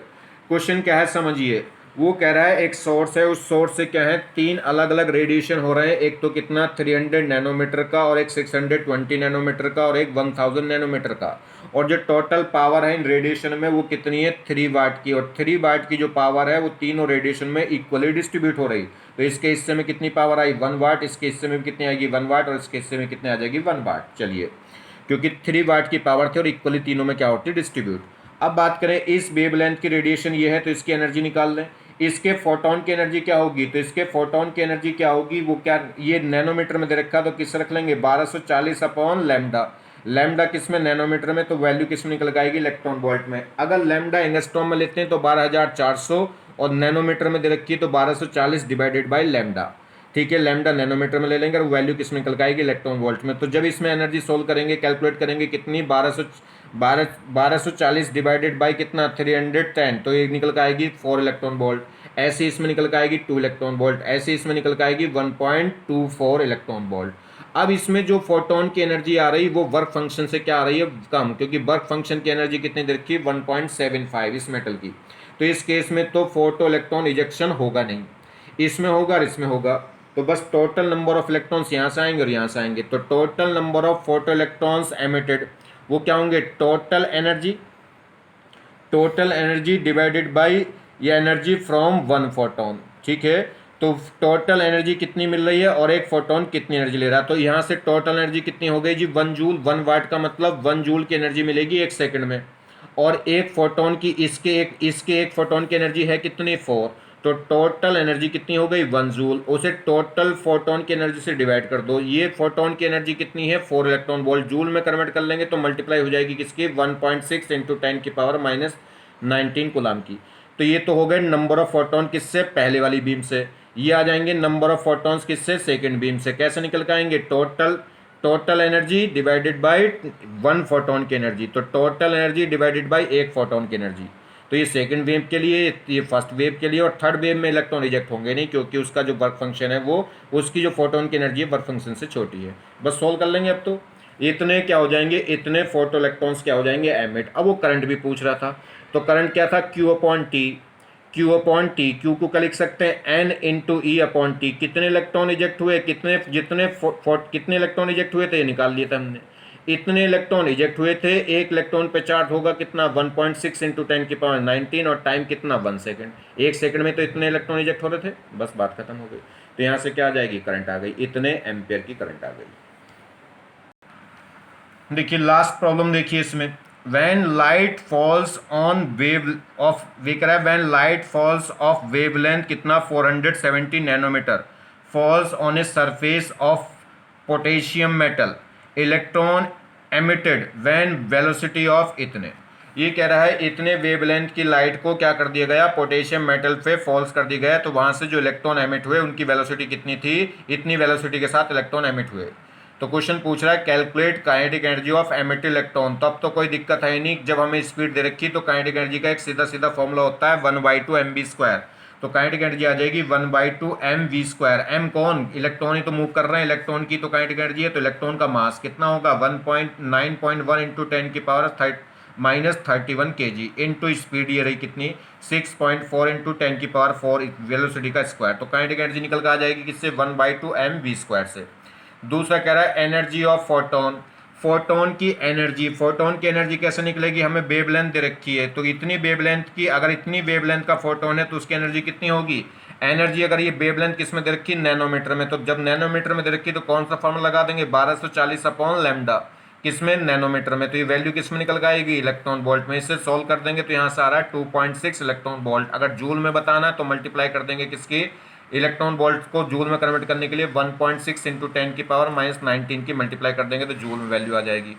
आगे पूछ रहा है minimum energy required to remove electron, electron को रिमूव करने के लिए जो मिनिमम एनर्जी रिक्वायर्ड है, मतलब वर्क फंक्शन। तो वर्क फंक्शन किससे आ जाएगा जी, वर्क फंक्शन किससे आएगा, वर्क फंक्शन देखिए जो नेट एनर्जी है फोटोन की वो कहाँ जाती है, एक तो किस में जाएगी, एक तो जाएगी वर्क फंक्शन में और बाकी कहाँ जाती है, काइनेटिक एनर्जी में। तो अब तो वहाँ वर्क फंक्शन निकाल देंगे, तो वर्क फंक्शन किससे निकल जाएगा, टोटल एनर्जी में से माइनस कर देंगे काइनेटिक एनर्जी, मतलब एक फोटोन की एनर्जी में से माइनस कर देंगे काइनेटिक एनर्जी। फोटोन की एनर्जी आपको पता ये रही और काइनेटिक एनर्जी आपको पता ये रही, रख देना, इसमें वैल्यू आ जाएगा वर्क फंक्शन। Clear, thanks.